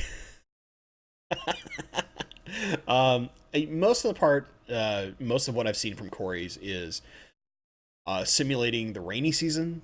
So kind of similar to a lot of the plecos, where you'll do slightly bigger water changes with water that's a little cooler than your current temperatures. Like if your current temperature of your tank is 78 degrees, you'd change in like 74-degree water that feels like rainy season. That tends to cause Corys to breed.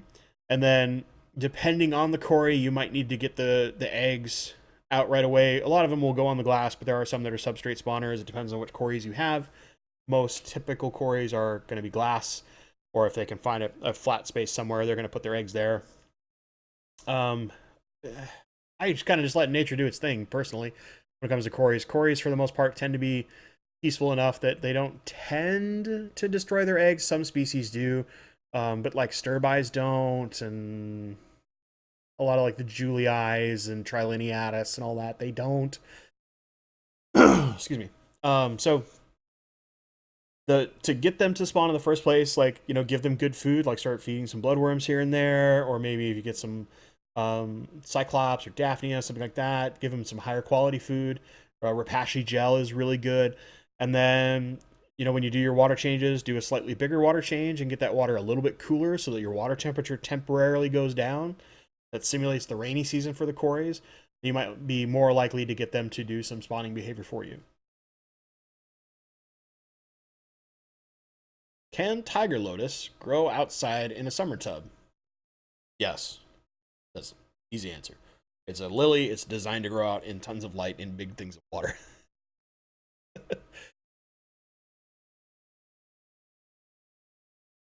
Can we pick both? So, Candy wants me to ask dumb questions of the co-op staff. Barbara wants both. Petco doer is Brett. So we've gone the whole thing, but dumb questions seems to be slightly more popular. And so the Petco tour, just to explain that, because it will get done eventually. The Petco where my cousin used to work has changed quite a lot, so it's kind of one of those things where like we'd walk through it and reminisce about what it's like, but I'd have to get permission from like the manager of that Petco and try to not have staff on camera and all those kind of things. And it's it takes some work to get it done, but I'm fairly certain we can, because I can explain like, hey, I'm not gonna like just trash your Petco. In general, that Petco has been really good. Maybe they're a rarity, maybe they're not. I know there are people who work for Petcos that are very passionate.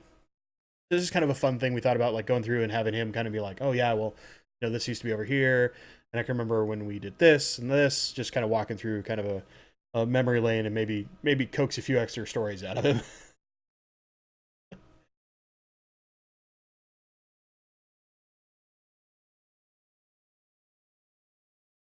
Ed, you think that's my nephew? That's my cousin. I know I look old, but I'm actually not that old. And he looks younger than me, but he's only like 2 years younger than me. We're pretty close. He just has he's not of the gene that like loses all of our hair color by age 19, which I've been this gray since 19. I started visibly graying at 12. It's like, welcome to puberty. You're losing the color in your hair. But I get to keep my hair, so there's that. Um, Candy suggested is me and the cousin asking dumb questions at the co-op. That could be fun.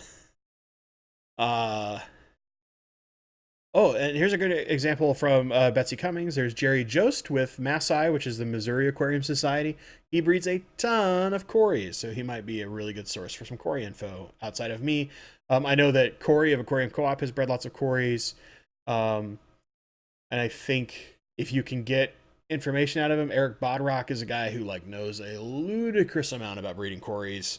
That guy is like just an absolute legend and full of useful information. So those are some good sources, just as a backup. Beyond me, who clearly like I have a few cories, but I've never bred them. I just think they look cool, and I like how they wiggle when they swim. I always think of the LMFAO song. It's like wiggle, wiggle, wiggle, wiggle, wiggle. Yeah, they're just swimming around. I can't help it. How my brain fires it.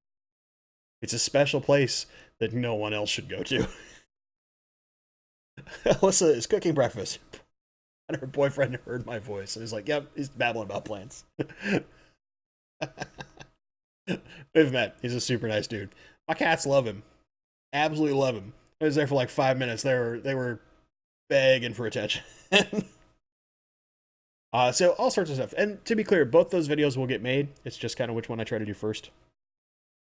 And schedule my time to force time in for. Fishy Mailman has 5 more Godzilla, so he's gonna let it go to the top. Wow. Oh, you have that much Godzilla? I'm jealous. I have struggled to find Godzilla. We had it at co-op once, and it was like the same time my pay the mortgage paycheck happened. So aka I was like, I don't have spare money right now. And I had to be a good boy and not buy it, and then I haven't seen it back since.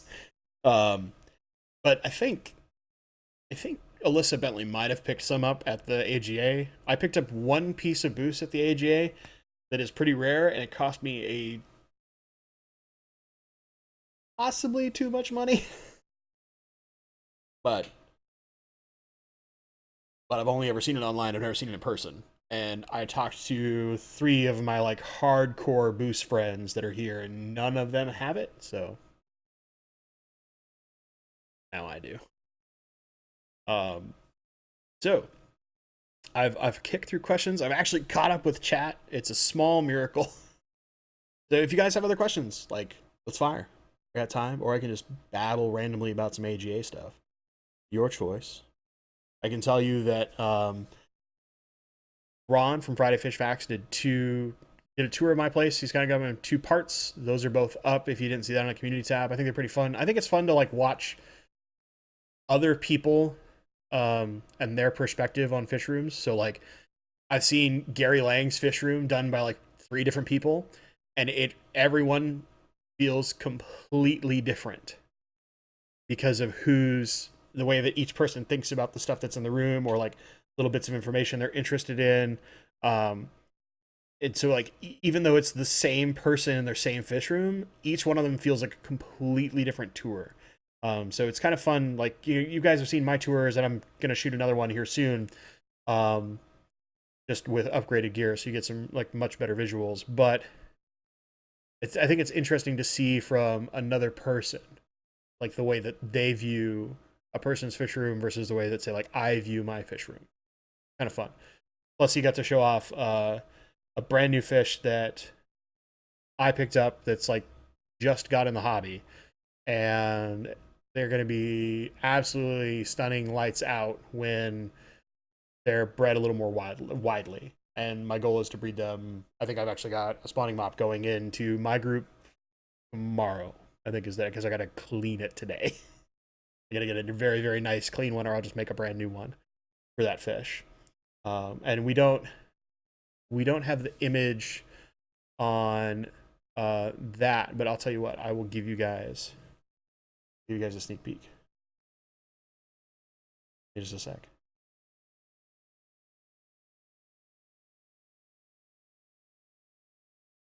I'm gonna do some editing right now, and I'll put this on screen if you give me just a wee moment. Trust me, this is worth it though. So I'm gonna describe to you a Melanitania species. It's a quote big rainbow that only gets 2 to 2.5 inches. Tiny little thing. And then I'm going to tell you that it has just sick color. Like this level of color.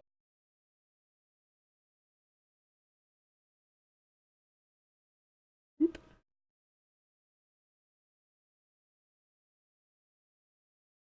This is the fish I just picked.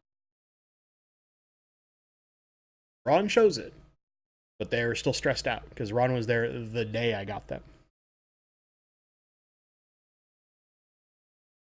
That's a rainbow that's brand new to the hobby. It gets 2 to 2.5 inches. This is the males in front, the females in back. So you can see the female's a little more muted, but that only gets 2.5 inches in size, which means you can keep that thing at a 20 long.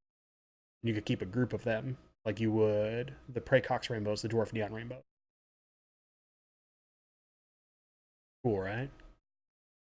I'm super jacked to have that fish, and I am gonna breed the heck out of that thing because it looks just crazy good. Crazy good. Fishy mailman, thank you. Take care. Yeah, I mean it's very much, it's got that it's pale blue in the background, kind of like a Goldie Adakai, but then it's got that lovely iridescence where you see all those colors like oil slicky, kind of diesel fuel pool. And then the outer fins get like orange and red, and little bits of yellow, like a sunset. So I'm like I'm sitting. I go down every morning and I make sure I just kind of like in that tank, just color up just a little bit more. And the ones I got from Gary are already a size to a certain. So Got to get on that.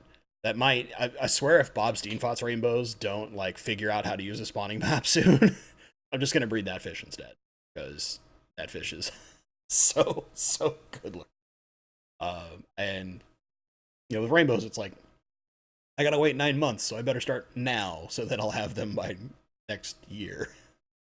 So it's like the worst fish. Never try to do rainbows for profit. Is my advice to you, unless you're like Gary Lang, where you can get them like I just got them from the wild. I finally got them to like F2. I'm gonna bring a bunch of eggs to you because I'm speaking at your club. And then it's not really profit. It's more like love and passion. But it's such a patience game with rainbows, man. It's crazy. 12.99 at your shop for Godzilla. I'm only like that much jealous. Like tons jealous. Oh, we sip of water if you don't mind. So, any other questions? Because I really want to get through those. I don't want to like just babble completely incoherently at you. For those that watch Jimmy's video, you'll recognize this bottle of water, and you can probably guess why I bought it. I'm gonna close.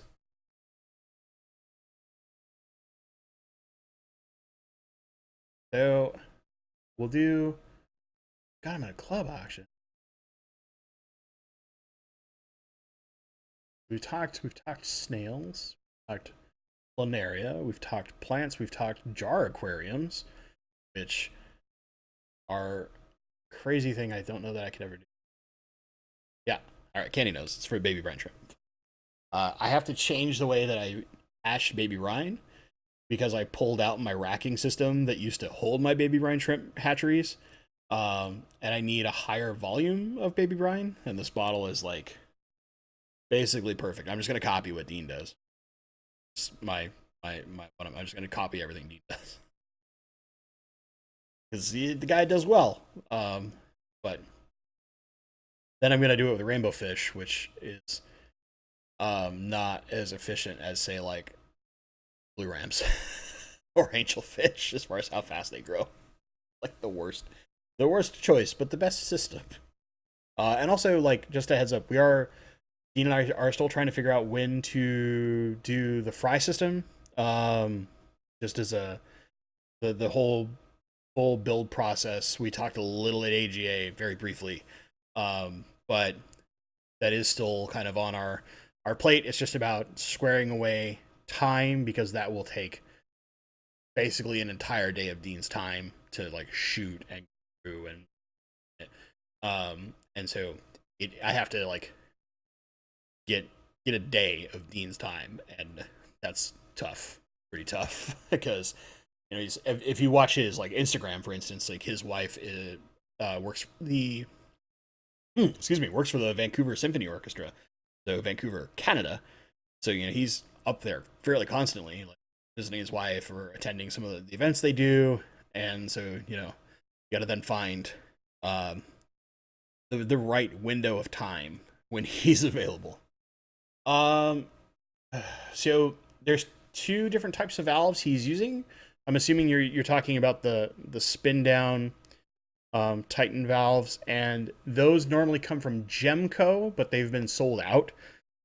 Which is part of what's also holding us back from building this is we're trying to get those valves.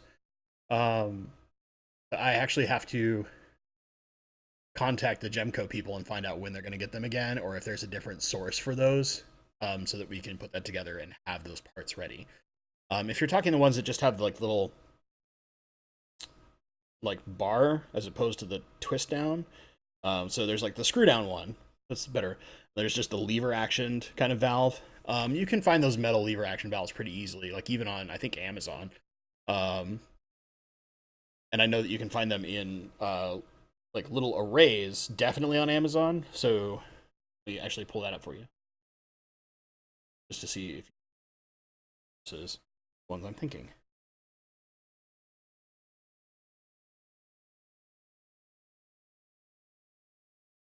I have the way that my um, desk is set up for streaming. is probably like the worst thing for trying to then type on my keyboard. but but it's, sets up easy audio stuff. So you've got like, these are the lever based valves, and you can get them in singles or up to like, I think 10 or 12 connected. I mean, you can get crazy numbers of them. They're all from the same company. If you just look these up, it'll get you to them. But if you're looking for like the kind of screw down air valves, the only ones we've been able to find are the plastic ones and not the good metal ones. And the only place that Dean knew where to get the good metal ones before was Gemco. And Gemco has not had them in stock for like 6 months. So I'm trying to source them in some way, shape, or form so that we can then build the fry system and then have a like pretty good location of all the parts for people. Yeah, it's funny you mentioned that. I actually thought about talking to Corey about seeing if he could get those made in China. So that if we built that video, we could then just sell them through Aquarium Co-op, as opposed to like, yeah, go to Jim Bob's air valve accessory store and he'll ship it out when the blue moon hits and the moonshine's worn off or whatever, some crazy nonsense like that, where it's like some possibly sketchy distributor as opposed to somebody who we know can just get things to you in like 2 days, guaranteed, well packed at a good price. So yeah, there's that. But yeah, finding those has been such a pain in the. I don't know why. I would think that Gemco would use them because they're such a good piece of gear and they work really well with their air systems, and then happenstancely work really well with water systems. But yeah, no, it's been tough to find those. Questions? Anything like, feel free. Video that you want to see?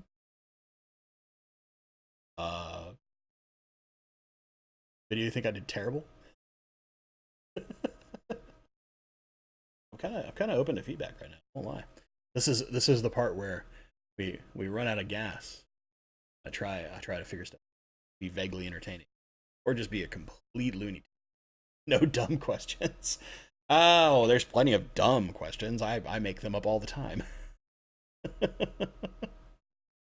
That's my jam though. I love asking what I consider a dumb question, which is dumb in that it doesn't matter. Question where you're trying to learn something always is a good question because those always matter. You're trying to learn.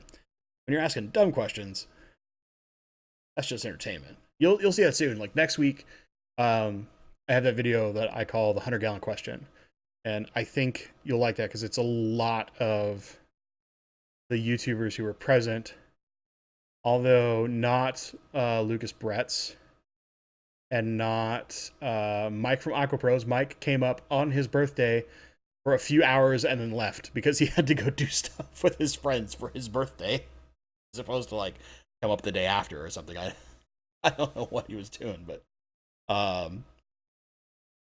and then Lucas, like, he showed up Friday and then we never saw him Saturday or Sunday. It just happens. But he was also here kind of on vacation with his wife, so they didn't want to do only fish stuff.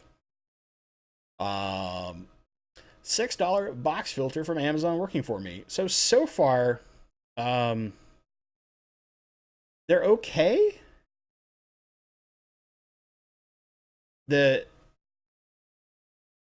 When you put they're really good at taking low airflow. So it's, sometimes sponges, like true sponge filters, when that airflow gets really low, they're not really doing very much filtration for you.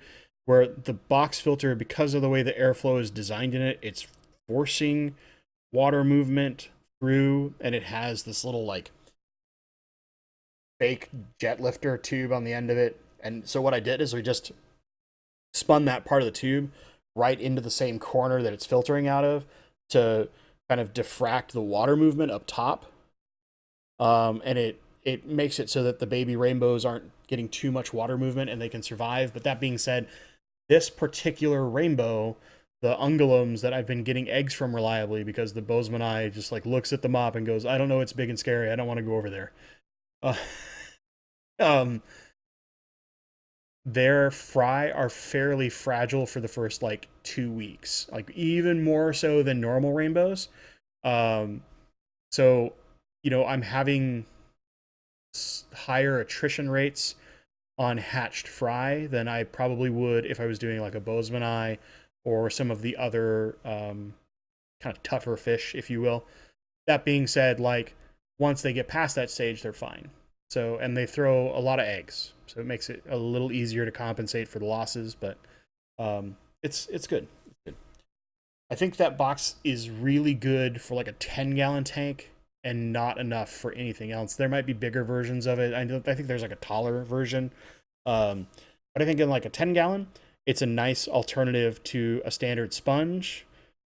However, if I'm going to push a lot of airflow, I would actually want the sponge instead because I think the sponge is going to be better at high airflow than that box. That box has a smaller biocapacity overall than a standard sponge would. So once you're pushing a lot of water volume, you probably want that higher biocapacity anyway. And if I wanted any kind of fish that could feed off of stuff that got stuck in the sponge, like microorganisms and stuff, they couldn't do that in the box, and it would be just useless. So, like if I was doing shrimp or even some of the rainbows, when they get certain sizes, microorganisms can build up and they'll feed off of that little stuff when you're not there all day. If you can only feed them 2 or 3 times a day and they want to feed like 6, they can feed off of the little things in the sponge and they can go over there and just kind of pick at it as they get to like 2 to 3 weeks old. So it's kind of like, is there positives to it? Yeah. Is it cheap? Definitely. Is it the best solution? No. I don't think they're actually like, in my experience so far, I have not seen the best solution, period. And I think I've talked to Corey about this a little bit when it came to hang on the back filters. So like I've kind of, I guess you'd say, like mentally joked with members of my family that if I ever won one of those crazy lottos, I think the first thing I would go into is the fish light business, so I could just crush literally everyone else out there, because it's really easy to know what you need, and I swear companies are building lights so that they can build the next light and not build the one light that everyone would want to use, and no other option would even be considered if you built that one light right. And I I wish they would, because then we would just have the best possible product. But we don't get that, sadly. Sadly, there's ways to fix it.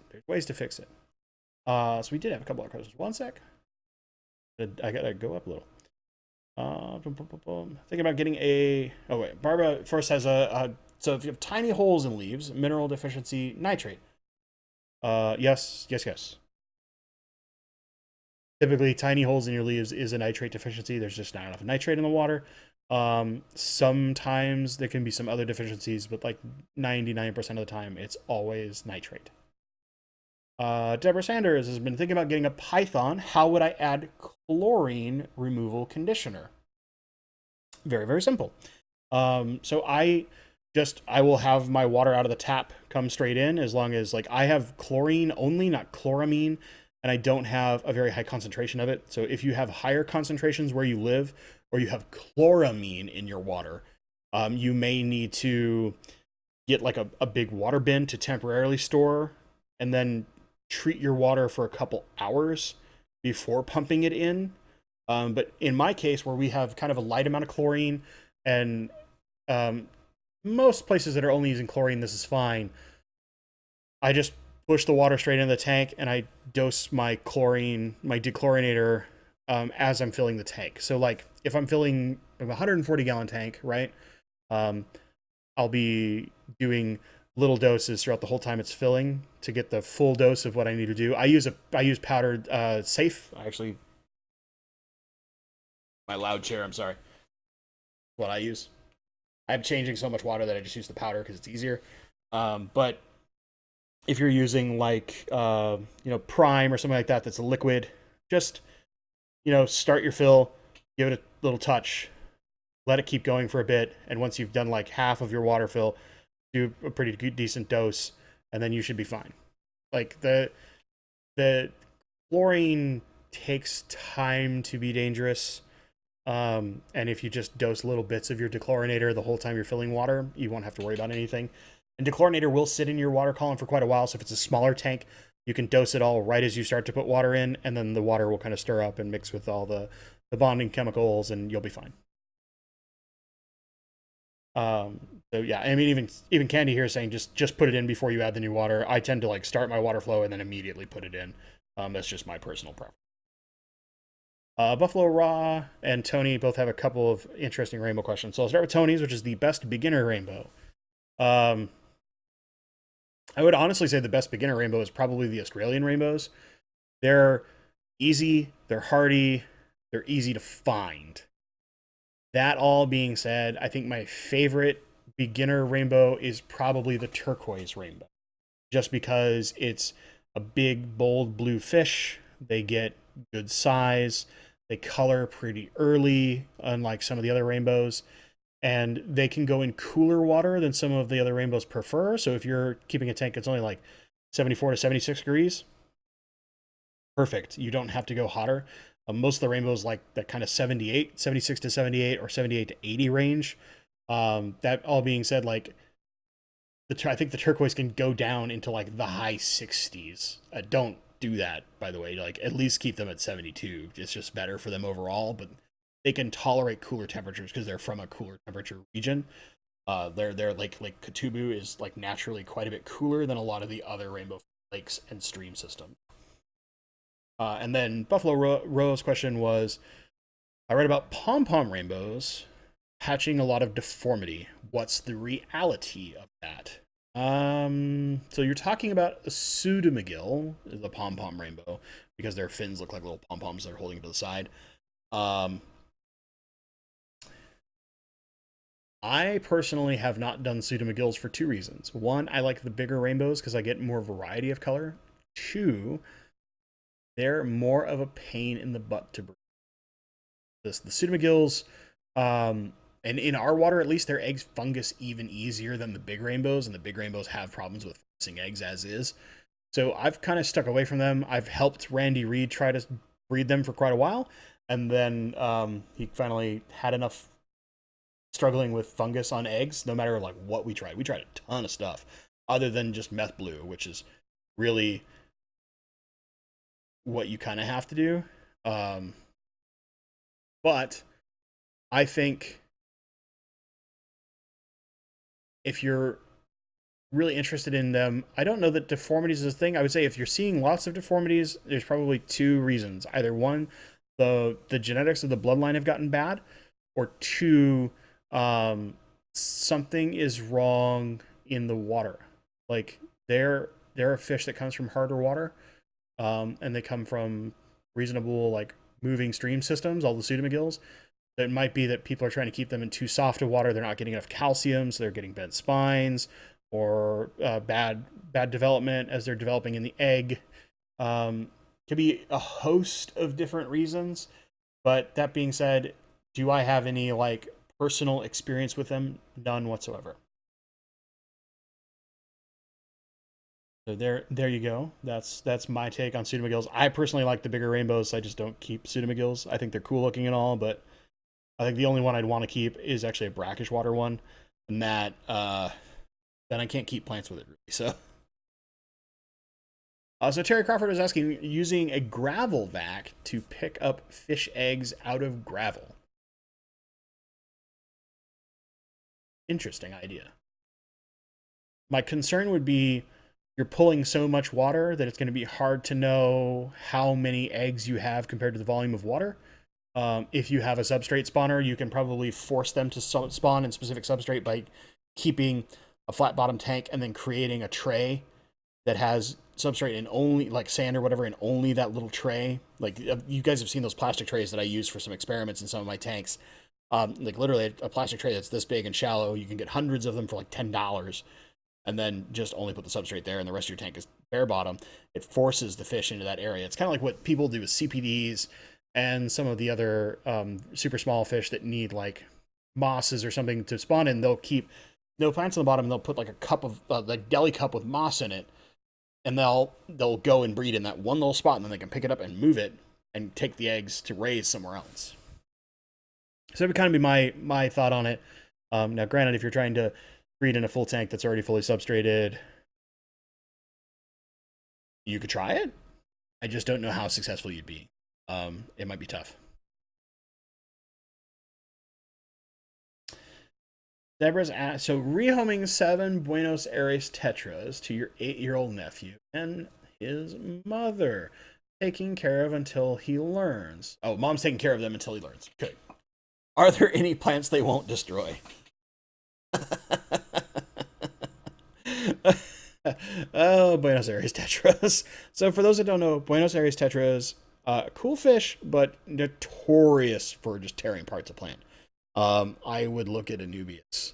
It's like the toughest plant out there. Or some of the Java fern varieties, like the bigger leaf Java ferns, because they tend to taste bad to fish, and that's why they don't tend to eat them.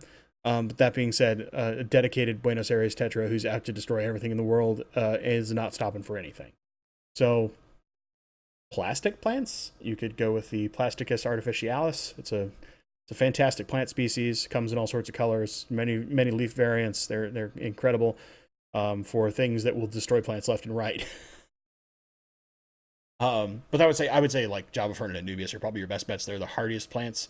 They can taste the most abuse. They also, from what I've heard, do not taste all that great to fish that tends to eat plants. So a lot of times they will cease biting on them after a few attempts.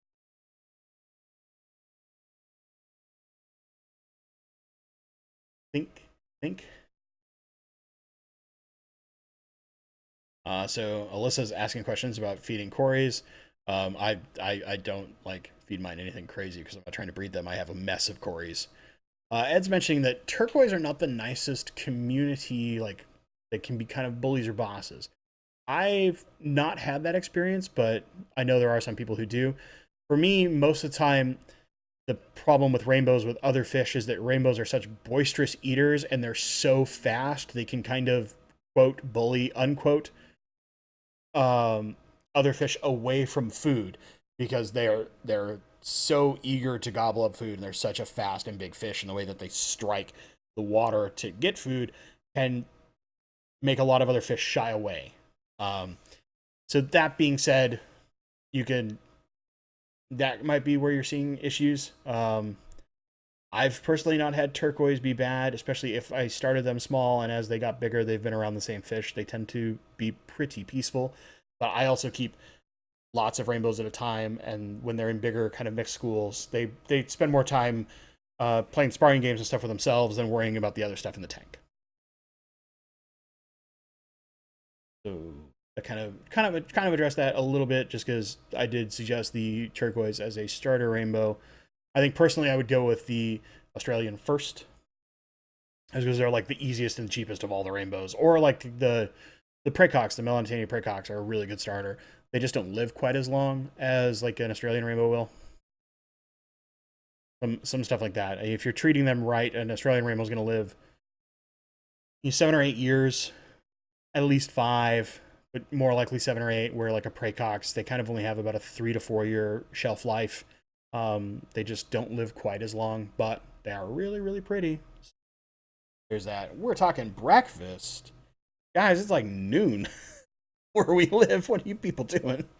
Eating breakfast at noon? I think we call that brunch, don't we? And I agree with Joel wholeheartedly. Bacon is going to be the key. I think few things are more perfect than bacon in breakfast, as far as a protein is concerned. But I'm a weirdo. I don't eat egg. I know, right? Crazy talk. Crazy talk. I don't like eggs. I'm such a fussy eater when it comes to egg. They almost always taste slimy and weird to me, so I just don't eat them. My loss, right? And then Deborah mentioned that her Buenos Aires Tetras already demolished Java Fern. Oh boy. Yeah, I mean, I think Anubias might be your only bet, or just doing something like pothos or something that grows out of the plants, so that they out of the tank, and it's just your root systems that are there, because roots are not something they're likely eat as much. So your pothos plants. I have this like crazy plant that I have to get the name of from a club member, that I've got growing out of one of my tanks. But yeah, Candy and Ron both don't like eggs. I knew I liked you people. That's just weird. It's a texture thing for me. I don't know. We're talking food. It's terrible talking food in the morning. Thankfully, I've already had my breakfast. Um, Carnitas. Well, Barbara, we're not supposed to talk about things that delicious at this hour. That's bad. It's real bad. Um, so Trevor Crawford says someone needs to put together a huge Buenos Aires Tetra tank. Be a real community service to take all of them in. You gotta talk to the guy that was an Ohio Fish Rescue who just built that giant pool for all of his fish. Just tell him to get the monster fish out of there and take all of the Buenos Aires Tetras. All of them. That would be cool. Oh, speaking of something like that, it's a total tangent. I've got to find this video to share with you. I saw it on Facebook. There's got to be one on YouTube of a guy who purpose built out in, I think it's Thailand or Malaysia. He built the basement of his house out of completely water sealed with panes of glass designed for aquariums.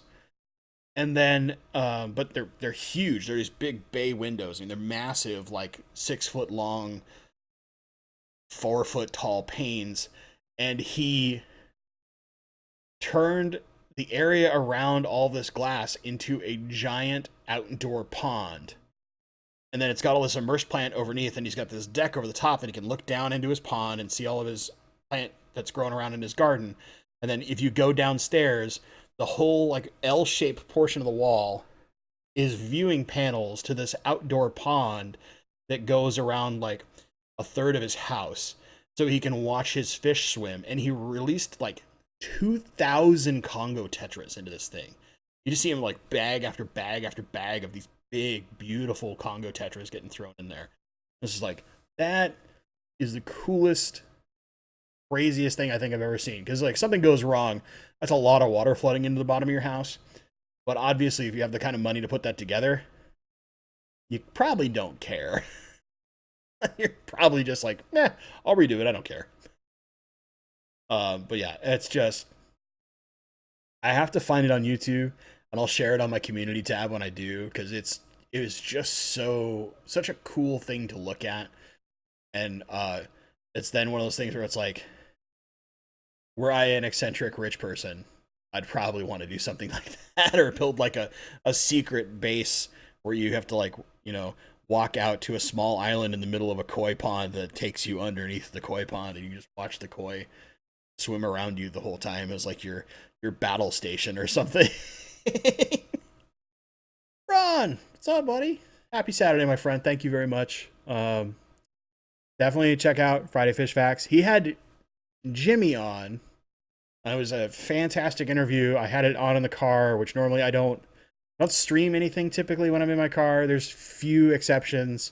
I definitely had that on stream, and I got to a stoplight when I got off of the freeway by my house, and I asked a question that was kind of baited on purpose, but it was a really good interview with Jimmy. You get to learn a lot about Jimmy's history and some of the stuff he does, and I think you guys should totally check it out. I'll have to link it in the community tab later on, unless Candy's being awesome, and we'll link that video in chat instead.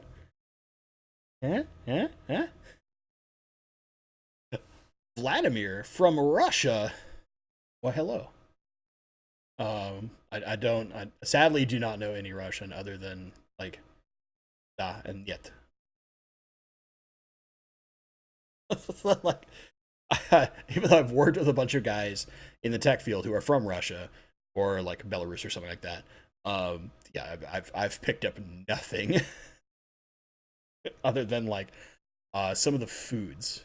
Like I love pierogies, and there's some I don't know the name of them, but there's like these Russian cookies that are really, really good, kind of shortbready in texture. They've been brought back when some of my previous coworkers have come back from visiting family, and they're super, super good. Perfect. In chat right there. There's the interview with Jimmy. If you somehow missed that, watch that thing because it's so good, and it's not terribly long. I think it's like 40 minutes or something like that you guys were live for. But yeah, it's good. It was good. I kind of I'm sure that you guys are the same. Or like you just can't get enough of Jimmy's content. But no, yeah, no. And to answer that, no, I'm actually not a fan of vodka. I don't drink very much at all in general. And when I do, I'm that person who will have like a drink. But that's just there's a long history of alcoholism in my family, so I kind of prevent myself from ever into it by just not drinking. Plus, I have a lot of my friends who don't drink too, so it's kind of a respect thing too. Like when I hang out with Joel or Corey or Bob, those guys, none of them drink, so I kind of by habit have just like not like in a I think I had like a glass of something to celebrate New Year's with my girlfriend last year, and that's I basically just don't drink, except for soda, which is both horrible for me but delicious, and it's a terrible habit. Terrible, terrible habit. Oh, somebody had my secret base under a koi pond.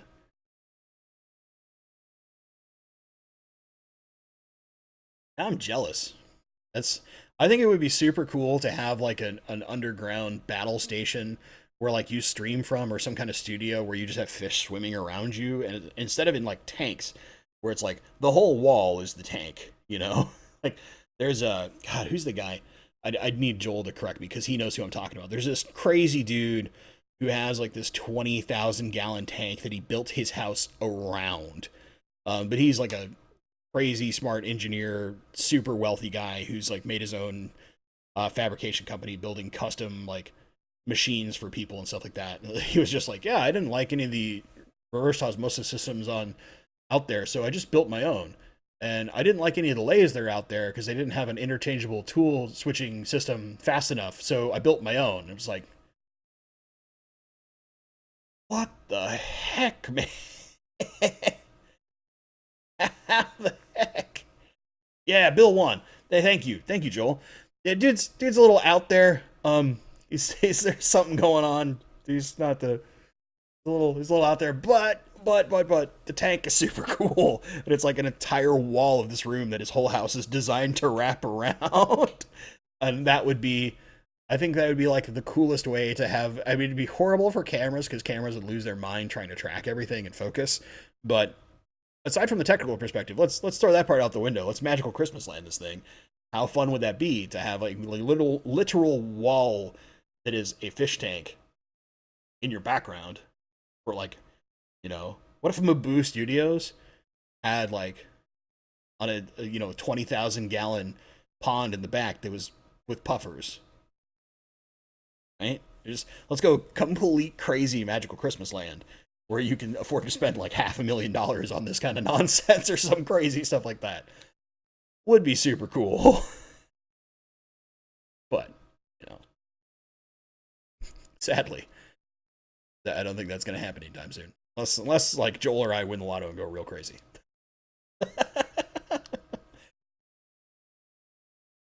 Streaming from an actual reef in a diving bell. That could also be cool. I've seen some interesting stuff where like, these like there's this guy in Japan or whatever who's like been going down every day feeding these fish. And there's these massive fish like groupers or something that come to him, and they're like puppy dogs around this guy, and he like goes under the diving bell for a while and then goes underwater to get catches air, and he'll come back underwater, and there's like petting on him and kissing him and all this stuff, and it's just like, you do you crazy person, you do you. I think I'm a crazy fish person, but I've seen some stuff like way out there. Build a moat, man. How did you know that like secretly one of my eccentric millionaire things is to put a moat around my house. Except for I want to make my moat have current like a lazy river, so I can raft in my moat and tell people to get off my lawn. I'm that level of crazy old man.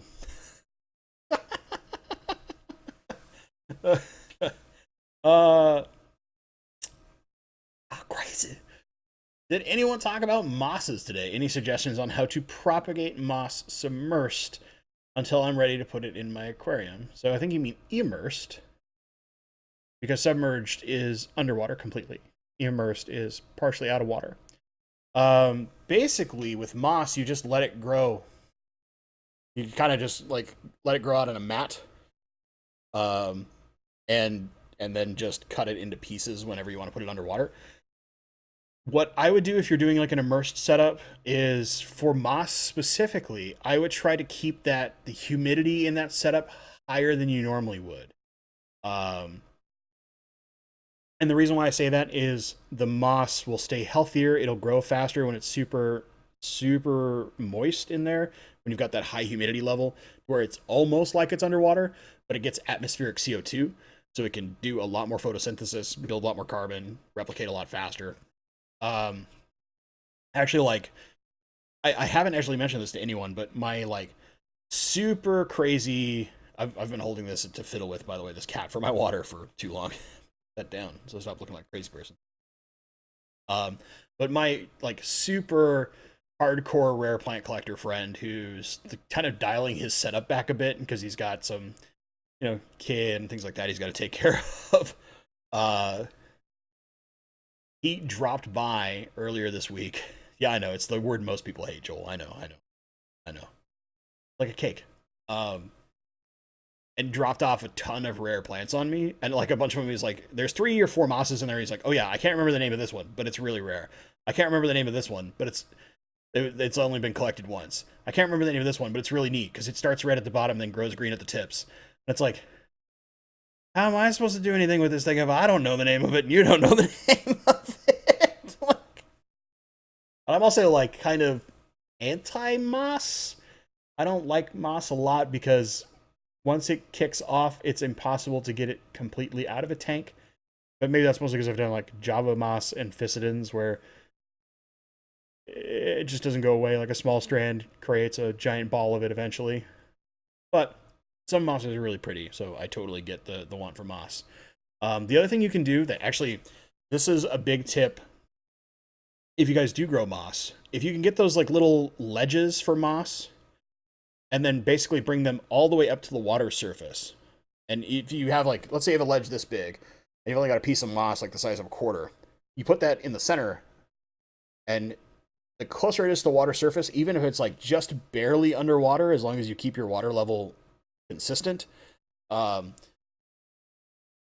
higher up it is in the water, where it's getting that more of that flow that's kind of agitating it, if you will, at the top, the faster moss tends to grow.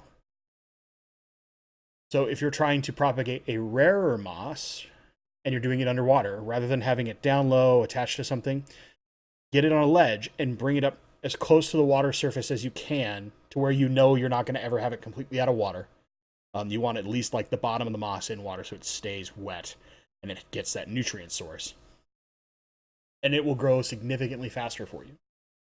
That's kind of like the one trick I know about moss, despite being a person who doesn't like growing moss.